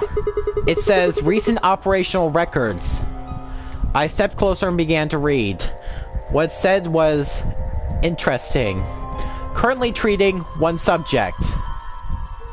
That one subject had to mean Quark. This was the pod we'd put him into, after all. I read on. 748, one subject released. 806, one subject successfully restored. 816, cold sleep mode disengaged. Beginning restoration of one subject. All prior records have been erased. Authorization admin. I checked the other pods. They were all the same. 748, one subject released. 806, one subject successfully restored. 816, cold sleep mode disengaged. Beginning restoration of one subject. All prior records have been erased. Authorization admin. Whoa, what is all this? I think it's saying that about 8 hours ago, somebody in this pod woke up from cold sleep. Well, 3 people actually. 1 for each pod. They all say the same thing, see? That's before we all woke up, huh? I mean, it hasn't been 8 hours yet. Yeah. So the 3 pod people could be 3 of us. They could have been captured earlier. Don't know how much earlier.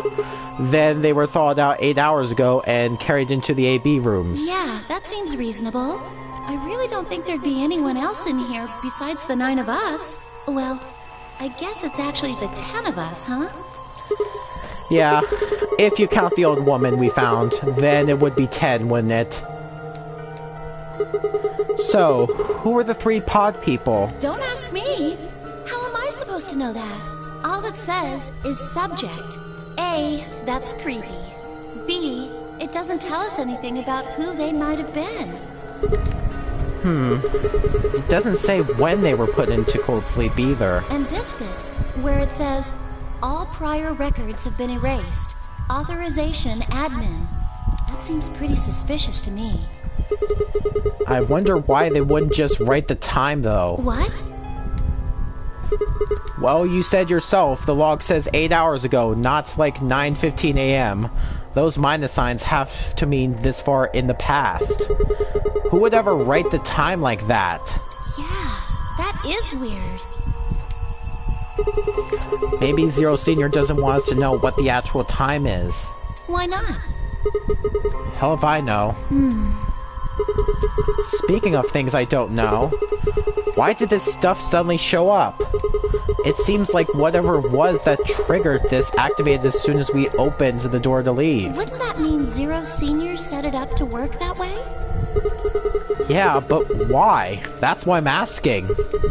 What reason would he have to do that? Maybe he wanted us to see the records. Perhaps, but he deleted a bunch of the data. Why? Could it all be a trick? A trick? All of these records are fake. Zero Senior just set it up to mess with us. So you're saying this was just a joke? Well, I can't say for sure, but it seems possible, right? No, it doesn't make sense. Well, let's ask somebody else. Maybe they can think of something. Yeah, you're right. If the AB gates have opened, we need to be heading back to the warehouse anyway. Yeah, and we need to tell everyone what happened with Quark. We double-checked that Quark was alright in his pod, then hurried out of the treatment center.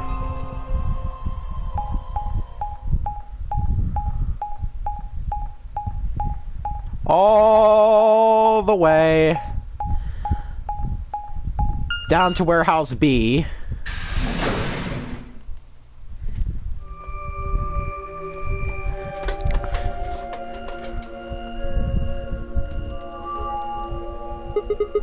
Is this another warehouse? It looks just like the other one. Hey, could you show me that map? Yeah, I thought so. This one is right under the floor A warehouse. Huh, so it is. Oh, are those? Those doors are white. And there are 3 of them. Okay, let's go take a closer look. I knew it. These are chromatic doors. See? They've got a little box right next to them, just like the others. So these are the third round chromatic doors, huh? I guess we'll be coming back here pretty soon. Yeah. Well, we might not have to. What do you mean? We both have 6 BP right now.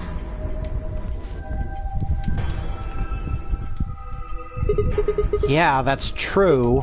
So... We're a pair, right? Yeah. And who's our opponent? Quark. Exactly. But he's in the pod right now, so... If no vote is recorded before the deadline has passed, any non-voting parties will automatically ally. I don't think I'm picking Betray for obvious reasons. I'm definitely not taking advantage of some innocent child just to get out. You aren't saying we should pick Betray, are you? Weren't you planning to?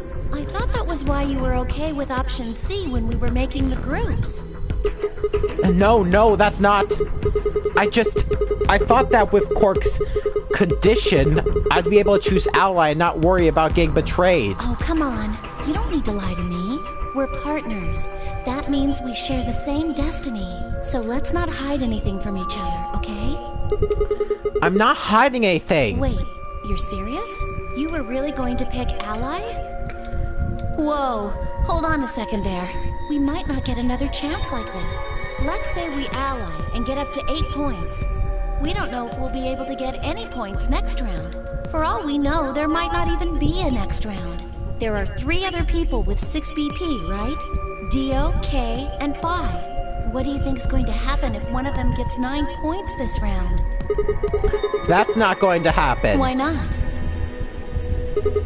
Phi and Luna are playing against Temiochi. He's only got 1 BP left, though. I really don't think they'd pick Betray. If Temiochi picked Ally, they'd kill him.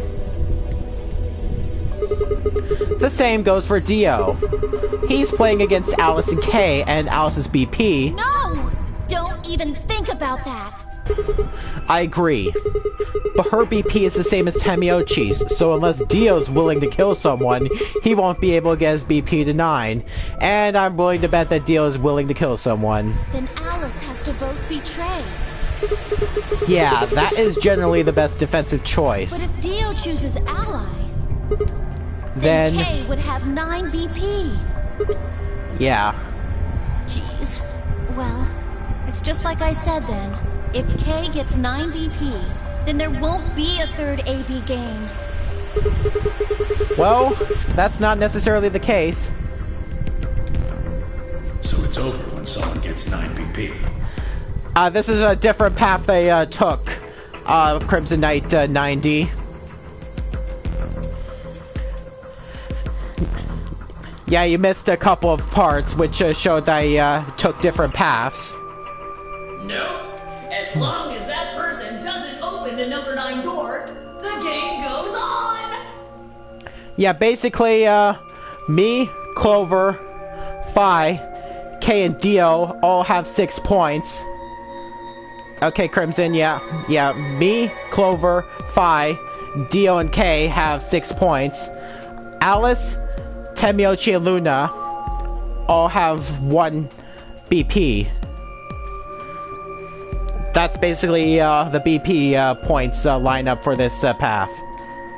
So you think that K will stay here, even if he gets enough points to leave? I don't know, but it's possible. No, it's not!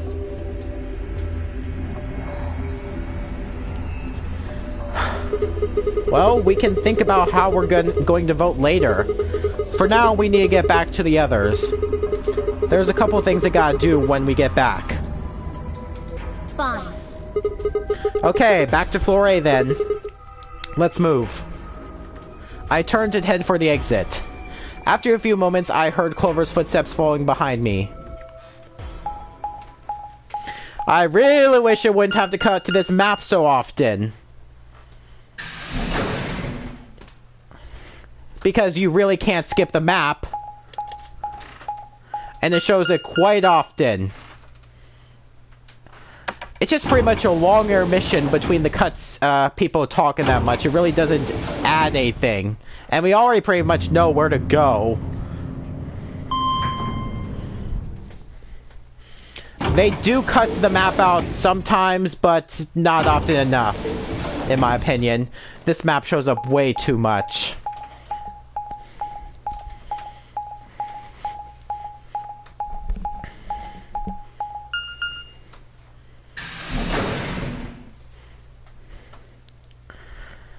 Warehouse A.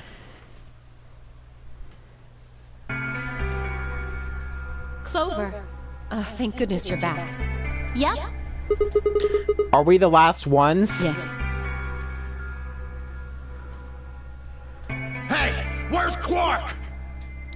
Tamiochi's expression was furious, and from the way he was stomping toward me, I felt like I only had a few seconds before I was on the ground with his hands around my neck.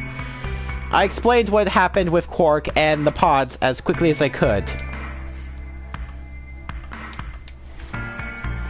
Yeah, maybe a bit like Metroid Prime. Things really safe? Probably. Probably?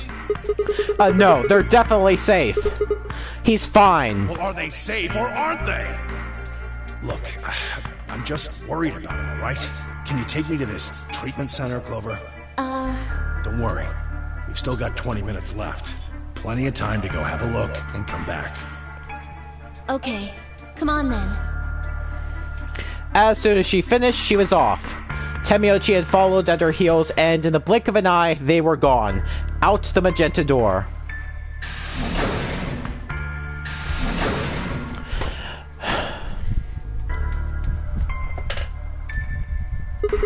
Alright, you guys got some splaining to do. I beg your pardon? You opened the AB gates before Clover and I got back, didn't you? I want to know why the hell you'd go and do something like that. Sigma, take a look. As she spoke, Phi gestured toward the line of AB rooms. Only one was open. It's not like we opened them all up. So you're saying only one person or one pair jumped the gun here? Yes. And I'm willing to bet it was Dio that opened it, just like usual. Well then, who was it? I opened it. So it was you. Figured as much. It's not really a big deal, okay? I mean, you came right back. Yes, Dio. Yes, it is a big deal. Why? If you hadn't made it back by the deadline, you'd have just defaulted to Ally. No, not just. Are you telling me you didn't know? Didn't you find one of these notes? What? We found this in the treatment center. There was no such thing in the pressure exchange chamber. I didn't see one in the pantry either. Huh. Well, whatever. You should really probably read it, though. Here are some more AB game rules for you. Not voting is not a option. If both parties refuse to vote, then every bunny gets penalized. In other words, one person out of every color group of 3 has to vote. You get it now? If we hadn't gotten back in time, Clover, Quark, and I could have died. And you just... Alright, I get it. Sorry. Cut me some slack though, man. I didn't know. So you wouldn't have opened the gate if you did? Of course I wouldn't have. What the hell, bro?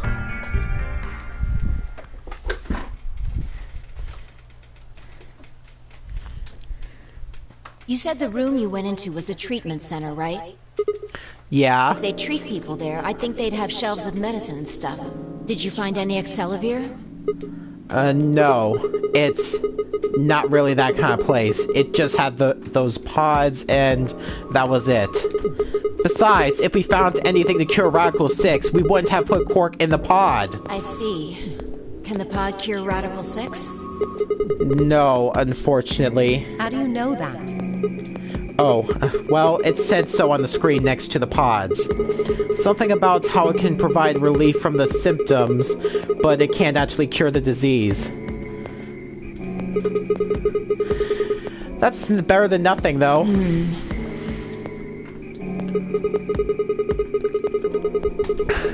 Yeah, thanks for the drink, but I already got mine. Oh, right, there's one more thing about the pods I should tell you.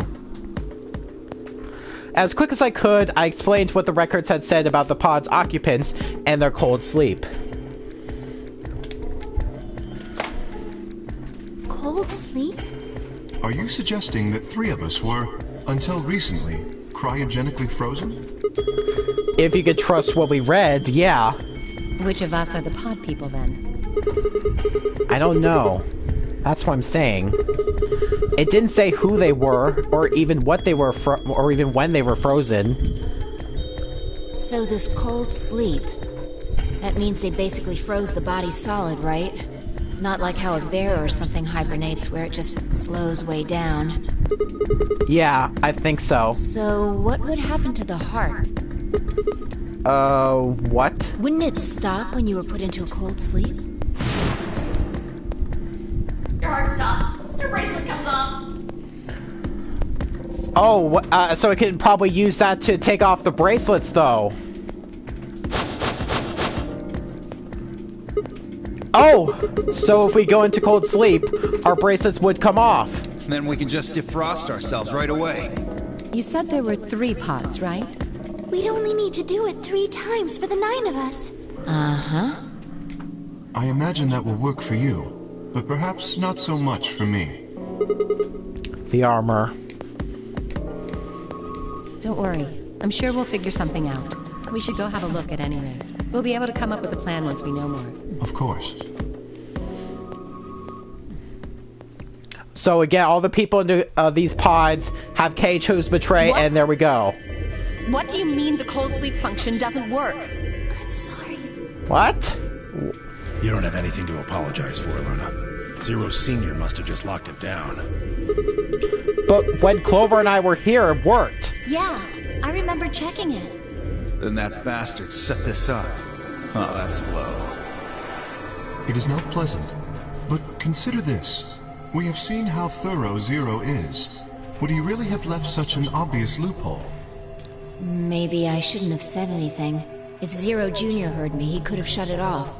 Whatever the case, it is an unfortunate outcome. Unfortunate?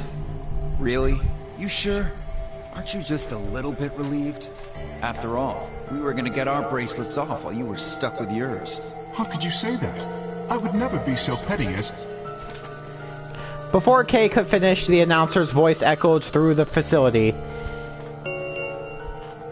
10 minutes remain until Ambidex game polling closes. All players, please enter your votes. If no vote is recorded before the deadline has passed, any non-voting parties will automatically ally. Time's running out. We should get back, guys. I'm staying here. I can't leave Quark. Are you nuts, old man? You're a solo. Luna and Phi could kill you. Yeah, I know. I've only got 1 BP. Exactly. If you don't vote, you'll default to ally. All they have to do is pick betray. We won't. You staying here won't change our vote. Right. We always intended to choose ally. Tenmyoji staying here is just another reason for us to stick to that plan. Luna has the same number of BP as you, Tenmyoji. Normally, the safe plan would be to choose betray. Since you will be unable to betray them, then Phi and Luna can choose to ally without worrying about their own points. Yes. Well, there you go. I trust Phi and Luna. I'm sure they'll choose ally. Sounds good. Okay then, Tenmyoji. You take care of Quark. You think I need you to tell me that? I won't take my eyes off him for a minute. Come on, we don't have much time left. We need to go. Alright, time for the voting.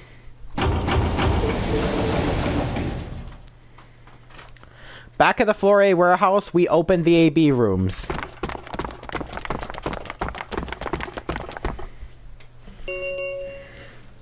Four minutes remain until Ambidex game polling closes. Alright, Clover. We should probably head in too. Okay.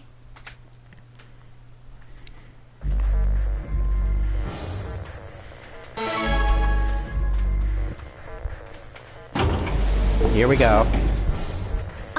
Sigma, do you remember what I said back in the other warehouse? Yeah. You told me we should betray Quark since we might not get another chance like this. Yeah. Right? Can I, take that back. Huh? I changed my mind a little bit after talking to Tenmyoji. I think we should choose Ally. Hey, that's more than just a little bit. That's like someone trading in their shits too for a German Shepherd. What the hell happened with you two? Did he say something to you? I can't tell you. What? Why? I just can't. You'd laugh if I did anyway. I won't laugh. Really? Promise. Well, I still can't tell you. Hey, come on. I promised. I told Tenmyoji I wouldn't tell anybody.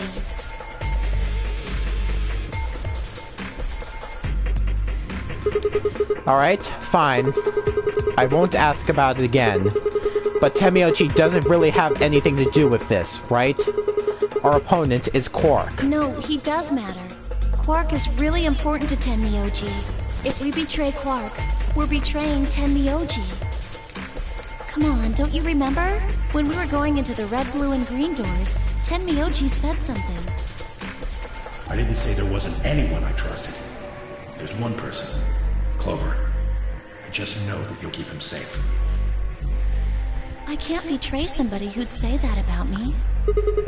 You seem pretty ready to betray him back on floor B. That's because I didn't know who he was. Oh ho! So you're saying you know who Tenmyoji really is? Well, if what he told me was true, yeah.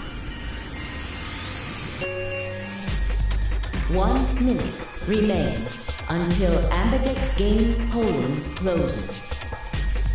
Please, choose Ally. You aren't going to try and vote yourself? If I try, you'll just throw me off, right? I don't think I'm strong enough to fight you. So... Alright. With that, I turned to face the voting machine. The question was, what do I do? Ally? Or betray?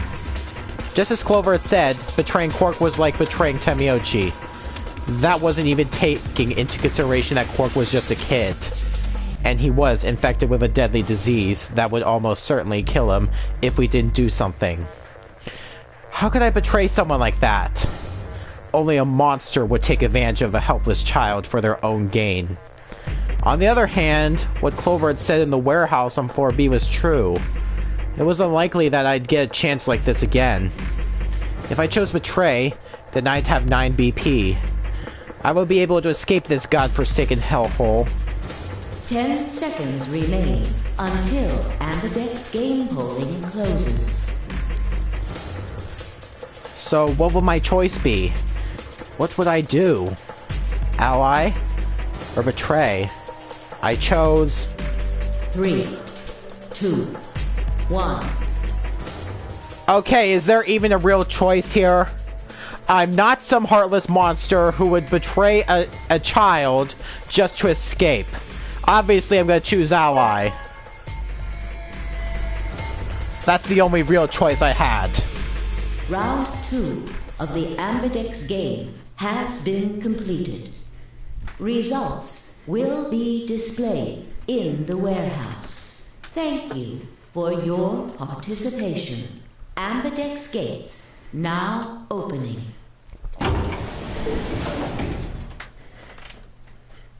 What did you choose, Sigma?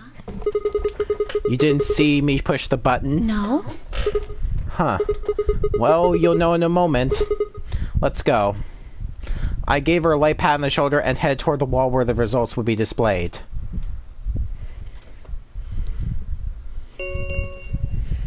Results from round 2 of the Ambidex game will now be displayed. Please direct your attention to the results screen. Alright. Let's see the results. Of course, deal with betrays. Okay, now let's betray it right back. Everything looks good here. Points have been assigned or subtracted accordingly. Please check your bracelet to see your updated bracelet points.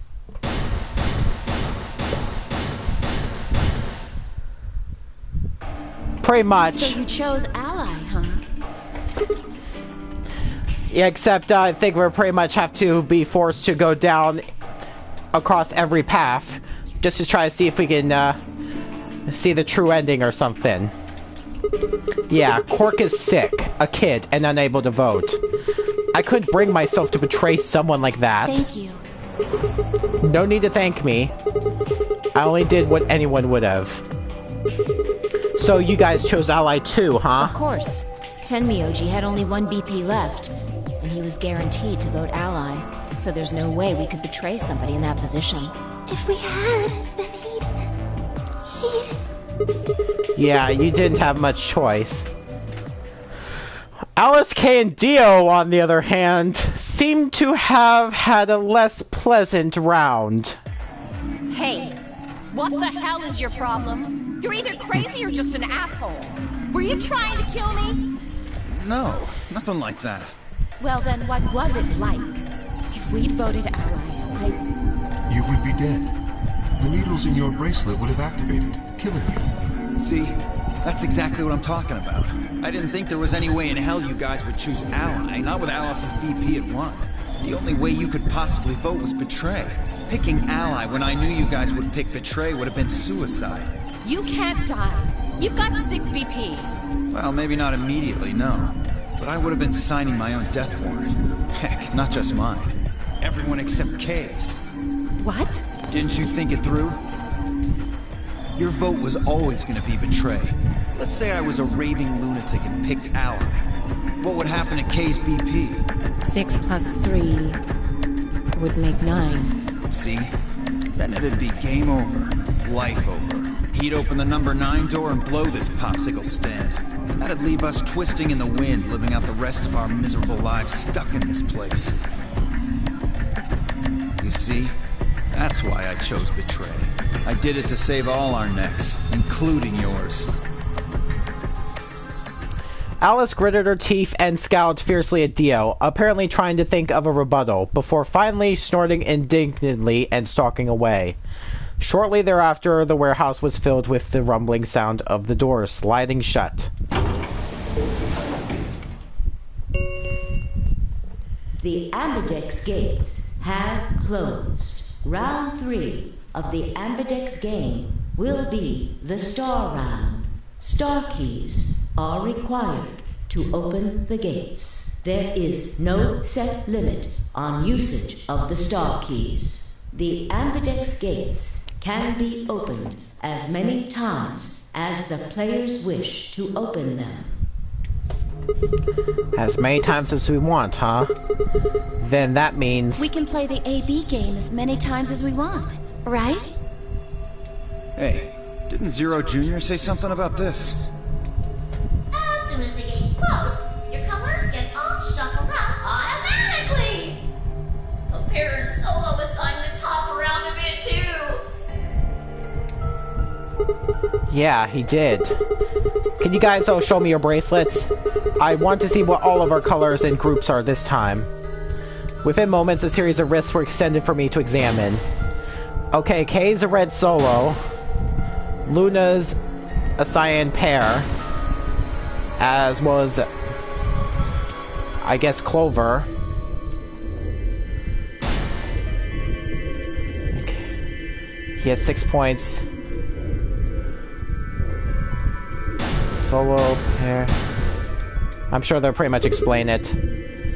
I see. Luna and Clover are assigned pair, and Fi and Alice are a magenta pair. The remaining 3 are all solos. Kay is red, Dio is green, and I'm blue. So how are the groups supposed to work for the next round? I think the next floor's doors are going to be those white doors down the Floor B warehouse. Yeah, I heard about those. Alice told me about them while we were here waiting for you and Clover. I think I've got them figured out. Yeah, so lay it out for us. How are the groups going to shake out this time? Fi nodded and began to explain. Option A. Tenmyoji and Quark pair up with me to open one door. Fi and Alice would pair up with Dio to open another door. Oh, great. Alice gets stuck with Dio again. She's still gonna be stuck at 1 BP yet again. Luna and Clover would pair up with Kay to open the last one. Oh? Is there only one option? Yes. No other combinations would be able to open the secondary doors. Admittedly, Tenmyoji and Quark aren't here for us to check, but I'm sure they're the yellow pair. If they weren't, then Sigma would be stuck without anybody he could pair up with. Oh God. I never thought I'd have to put up with Dio again. Well, you just didn't think hard enough then. Sooner or later, everybody puts up with Dio. Wait.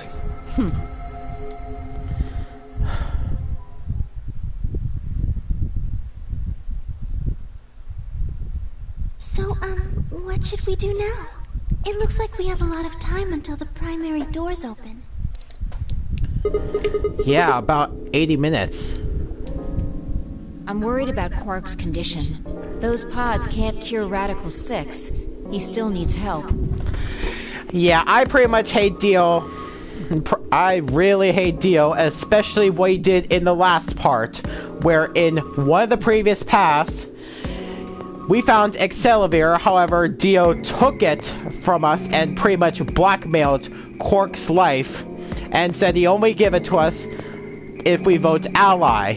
But if we did, then Sigma would have died. So basically, he's blackmailing either Quark's life or mine down one of the previous paths. That's how heartless he could be. Well, we don't have anything to lose, so we might as well look for that medicine. Excelivir, right? Yeah. What about the rest of you? Oh, I'll help. As will I. Me too. Fine. I guess I can help. What about you, Sigma? Of course I'll help. What kind of a jerk wouldn't? Okay. We should split up and search. After some discussion, Dio and Kay were assigned to the pantry, Luna and Alice to the treatment center, and Clover and Fi and myself to the pressure exchange chamber. Shall we regroup in the Floor B warehouse 10 minutes before the doors open? We all nodded. Kay turned to Alice and Luna. You are going to the treatment center, correct? Yes. Then please remember to tell Tenmyoji where we intend to meet and when.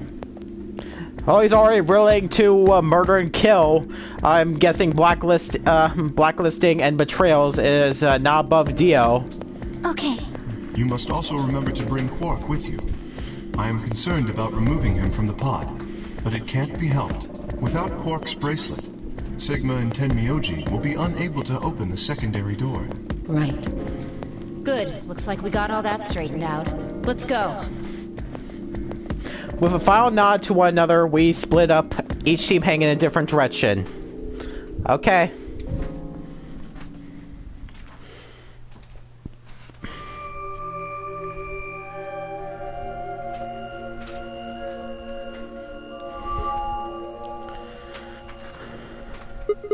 So, this is the pressure exchange chamber. No, this is the prep room.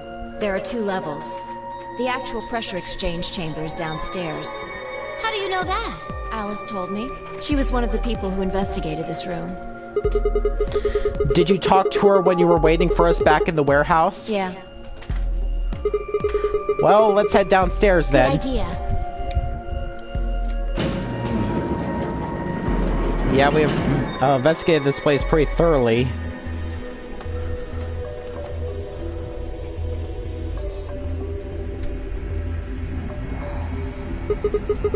So, this is the real thing. Seems like it. Why do they have something like this here? Well, this is just what Alice told me, but... Apparently the pressure inside the facility was a lot higher than the pressure outside. That was part of a system designed to keep the virus from getting in. It did mean, however, that we'd need to go through a decompression process in order to get outside. Remember all those suits along the wall of the prep room? Those keep you from getting infected. We won't even be able to enter the pressure exchange chamber if we don't have them on. I see. Whoa, whoa, whoa, whoa! Then that newspaper article was right? Unfortunately, that seems pretty likely. So the air out there is teeming with Radical 6. Yeah. Something's been bothering me. What is it? Aren't you saying that if we put on those suits, we can go into the pressure exchange chamber and go outside, right? Oh. No, we can't do that. The The door beyond the pressure exchange chamber is locked up tight. Damn it.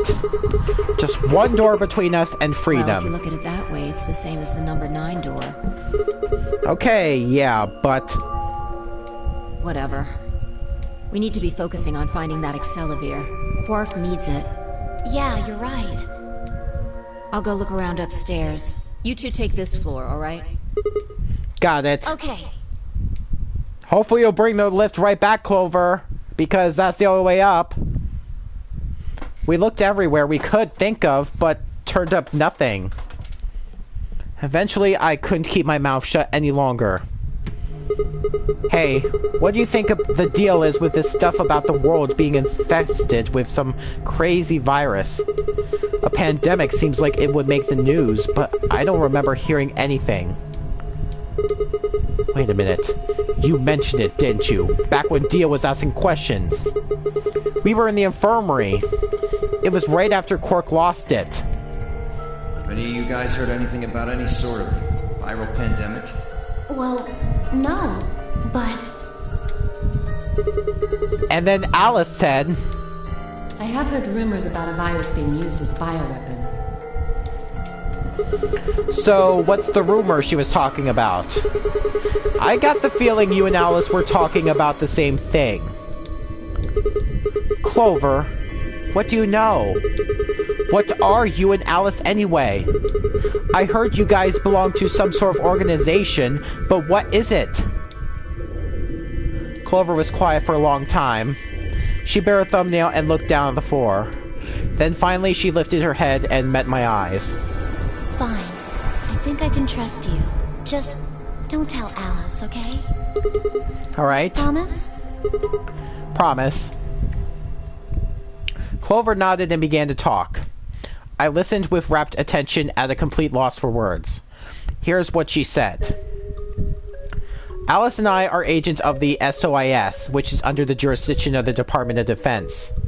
SOIS stands for Special Office of Internal Security, and we're an elite intelligence division that investigates potentially disruptive or dangerous elements, such as domestic or foreign terrorists, radical political splinter groups, and religious organizations with extreme agendas that could pose a threat to the state or citizenry. Our existence hadn't since been made public, so there are only a few people who even know we exist. You're probably wondering how I even got involved in something like that, huh? Well, it started when I met Alice. I told you that I played the Nonary game twice before, right? Well, this was after the second time, so about a year ago. We just escaped and we were all stuffed into this SUV barreling across the desert. I was driving, and that's when I saw her. Alice. She was standing next to the road with her thumb out. She was already working for the SOIS, and she'd been on her way to the building we'd been trapped in as part of her investigation. But on the way there, her car had broken down. We offered to give her a ride, of course. After she got in, we started talking, and it turned out that Alice had gotten a tip that the terrorists she was after were in the building we'd been trapped in. We couldn't see how us playing the Nonary game had anything to do with the terrorists, but Alice had a suggestion. Maybe the two people who trapped you in there are the terrorists. That didn't seem very likely to us, but we were chasing after them anyway, so we decided to bring Alice with us. Unfortunately, we didn't find them. As far as we know, they're still out there now, on the run. Anyway, we were taken back to SOIS headquarters and put into custody. I guess they thought there had to be some kind of connection between us being kidnapped and the terrorist group they were investigating. But they must not have found anything, because after a few days of questioning, they let us go. We all went home and returned to our lives. But things didn't go back to the way they'd been. My mom got real worried about me and my brother since we gotten kidnapped twice now, so she'd hired bodyguards for us. Oh, I haven't told you about my brother, have I? He's super awesome for one, and he was in both of the last two Nonary games too. So anyway, we'd been grabbed twice. But the people behind the two Nonary games were totally different. That didn't matter to my mom though, so after that, all these huge men in black suits followed me and my brother everywhere. It was awful. We were always being watched. People would look at us funny because we were being followed around by a bunch of creepy-looking guys. I couldn't stand it. Just when I thought I'd finally be free, all that was waiting for me was another kind of prison. The only time I was really happy was when I was hanging out with my brother. So we were talking it over one day and we decided to leave. Like, run away. So we did it. After that, we lived on our own. I worked in a cafe and he composed music. He plays the harp and he started writing this kind of new agey music. It got kind of popular, so we didn't have to worry too much about surviving. Sometimes he played at little venues like coffee houses and stuff, and his fans would show up and listen to him play and cry. Or some of them would meet on their own and recite stuff from the book he'd written and play songs. I know that sounds kind of, like, weird and cultsy, but they just do that stuff on their own, okay? My brother doesn't have anything to do with it. Anyway, we did that for a while, and then one day Alice showed up. "I need your help," she told us. "We need people who could do what you can do." So we went to the location she gave us, and it turned out to be the headquarters of the SOIS, where they'd taken us after the second Nonary game. They put us in a room with about a dozen or so other people who were all about the same age as us. A bunch of them looked familiar too. It only took a moment to realize how we knew each other. They were the kids from the first Nonary game. We were all excited to see each other again, and we were hugging and shaking hands and stuff. And then Alice walked in. The whole room went quiet. She walked up to the podium and looked around the room, making eye contact with each one of us. Right now, a terrorist organization is preparing for a major attack. They plan to trigger a viral pandemic. If they succeed, they will strike a massive blow against all of humanity, not just any one country. It's possible that we, as a species, will die out completely. We are doing our best to prevent this, but we need your help. You are what we call espers. You have the ability to access the morphophonetic field. We need that. I'm guessing you don't know what any of that is, but basically we could do this thing that's kind of like telepathy. I mean, it isn't really telepathy, but that's probably the closest thing, okay? Espers can resonate their consciousness with another person through this thing called the morphophonetic field. The purpose of the first Nonary game was to research that ability. So they kidnapped kids who had the potential to do it, and threw them into the game. Alice had gathered up all the kids from that experiment. Well, I mean, it had been 9 years since it happened, so we weren't really kids anymore. Anyway, everybody she'd brought in was an Esper. That included me and my brother, of course. I bet you think I'm just making all this up, huh? I don't blame you. It is pretty crazy. I mean, I was even starting to forget I could do that stuff. So when I heard Alice's story, I was like, screw that. I was trying to move on with my life, and now some shady government creeps want me to use some weird ability I had for them? No way. I wasn't even sure I could do it anymore. Some of the others felt differently, though, and they told Alice they'd do it. It was a job, after all, and most people wouldn't turn down a salary like that. Oh, right, I forgot to tell you, she told us how much they'd pay us if we helped. It was a lot. More wealth than you can imagine. But I was still totally against doing it. My brother told me he'd go along with whatever I decided, so I decided we were leaving. A couple days passed, and then Alice showed up at our apartment. She didn't waste time. The people behind the first Nonary game might have been part of the terrorist organization Alice and the SOIS were after. Wasn't that, she asked, something that I might want to know more about? That got me curious. My brother too. But the clincher was what Seven said to us. He was one of the guys that got abducted with us for the second Nonary game. She called him on our phone right then and there and hinted it to us. You guys are the only people who could do this. We don't know where Junpei is. He's gone off to travel the world, looking for Akane. I haven't been able to get a hold of him. Please, just do me a favor and help Alice out. Junpei, like Seven, another participant from the second Nonary game. Akane, one of the people behind the second Nonary game. Seven was a Japanese policeman who was probably how Alice got in touch with him. Anyway, that did it. My brother and I agreed to join the SOIS. For the next couple of months, all we did was train. Half of the time it was general knowledge and technical skills the SOIS agent needed, and the other half was learning to strengthen their Esper abilities. They'd actually know about Esper for quite a while, and had a lot of techniques that helped us get better and stronger. After several months of hard work, we were finally ready for our first field missions. Mine was an infiltration. My brother stayed at the base so I could relay information back to him, through him. I was supposed to sneak into a research facility, posing as one of their workers, and then use the morphogenetic fields to transmit what I found back to my brother. But everything went wrong. It was a trap. The whole research facility was fake, and I got captured. Alice had to come and rescue me. I'd been sending information about the inside of the facility to my brother, and Alice used that information to come and find me. As soon as she got there, she picked me up and carried me out. I was relieved and happy to be alive and free, but I also felt ashamed and miserable. While she was carrying me back out, I started to cry. She was just so cool and I wasn't. I wanted to be just like her. So from that day onward, I did everything I could to be more like Alice.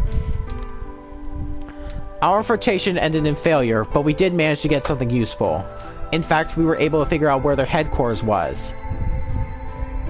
The directors decided that December 25th, 2028 would be the day that we would strike. This time, I promised myself we wouldn't screw it up. I was finally going to get some answers about something that had been with me for most of my life.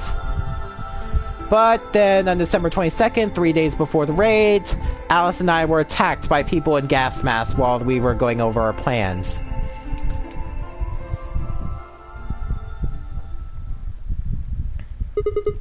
And when you woke up, you were in the warehouse. Yeah. All of that talking seemed to have tired Clover out. She sighed and her long hair swayed as she moved. Hey, I got a few questions. What are they? Well, first off, your, powers, I guess.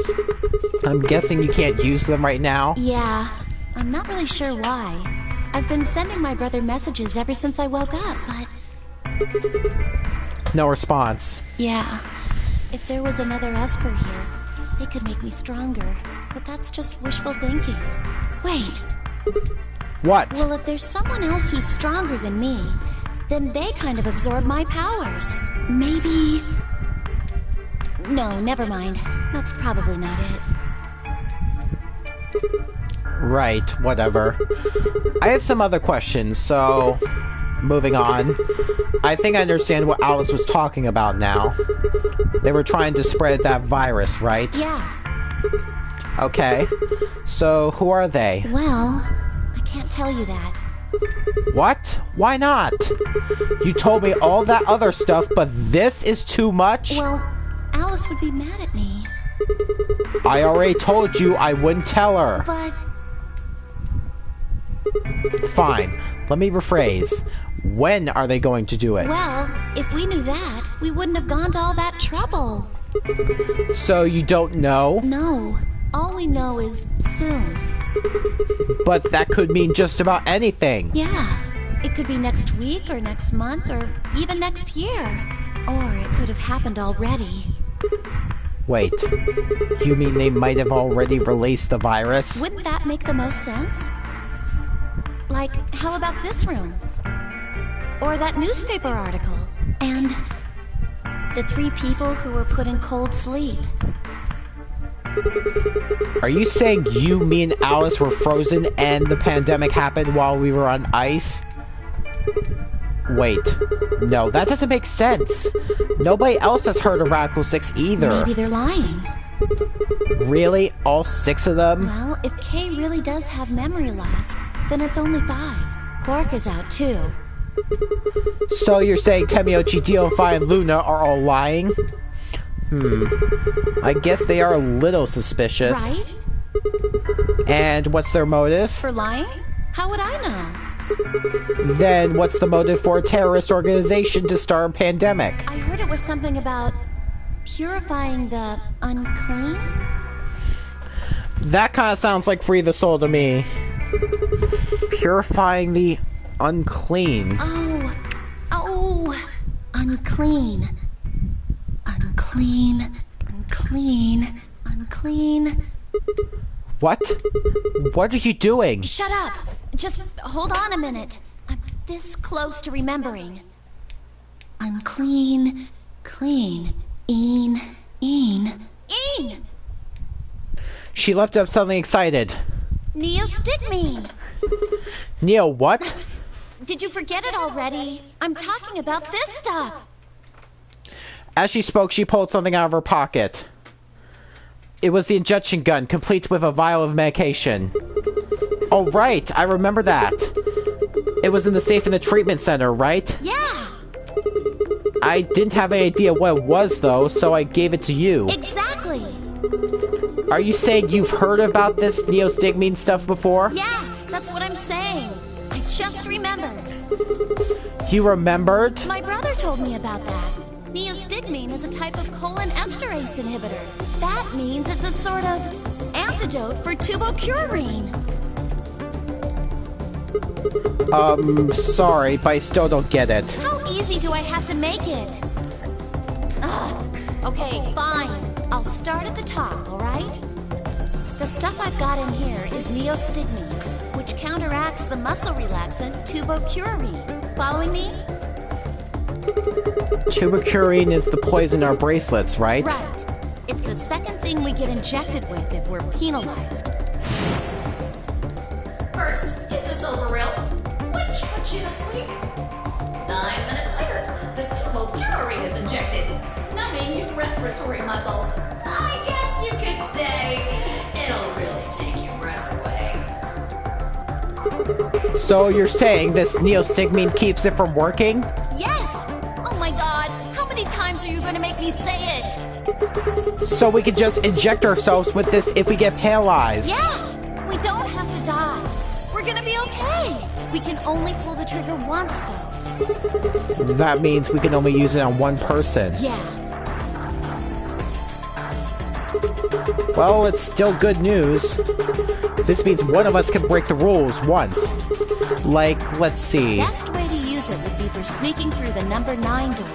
If somebody gets 9 points, they can open it, right? With this stuff, somebody who doesn't have 9 points could still leave with them.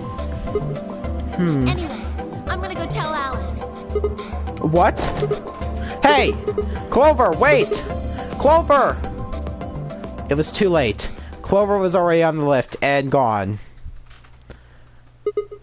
Damn. Okay, how'd the lift come back down? I don't think it's automatic. I don't see any buttons on the bottom to call the lift down. So how'd the lift come back down again? If I was certainly on the upper level, I think I was understandably upset. With no stairs, my only choice was to wait for the lift to come back down. As soon as it was back, I jumped on and headed upstairs.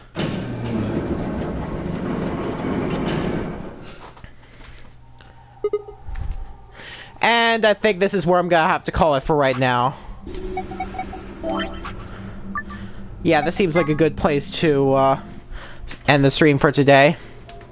So, before I leave, is there anything anybody wants to say in the chat?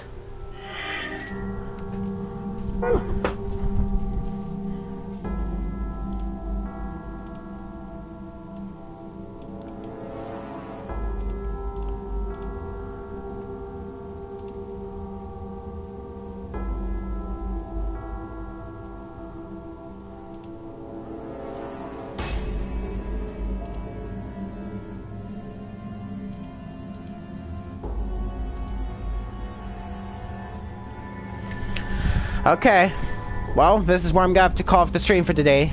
Thank you all for watching, and I hope I see you all in the next stream. Until then, farewell.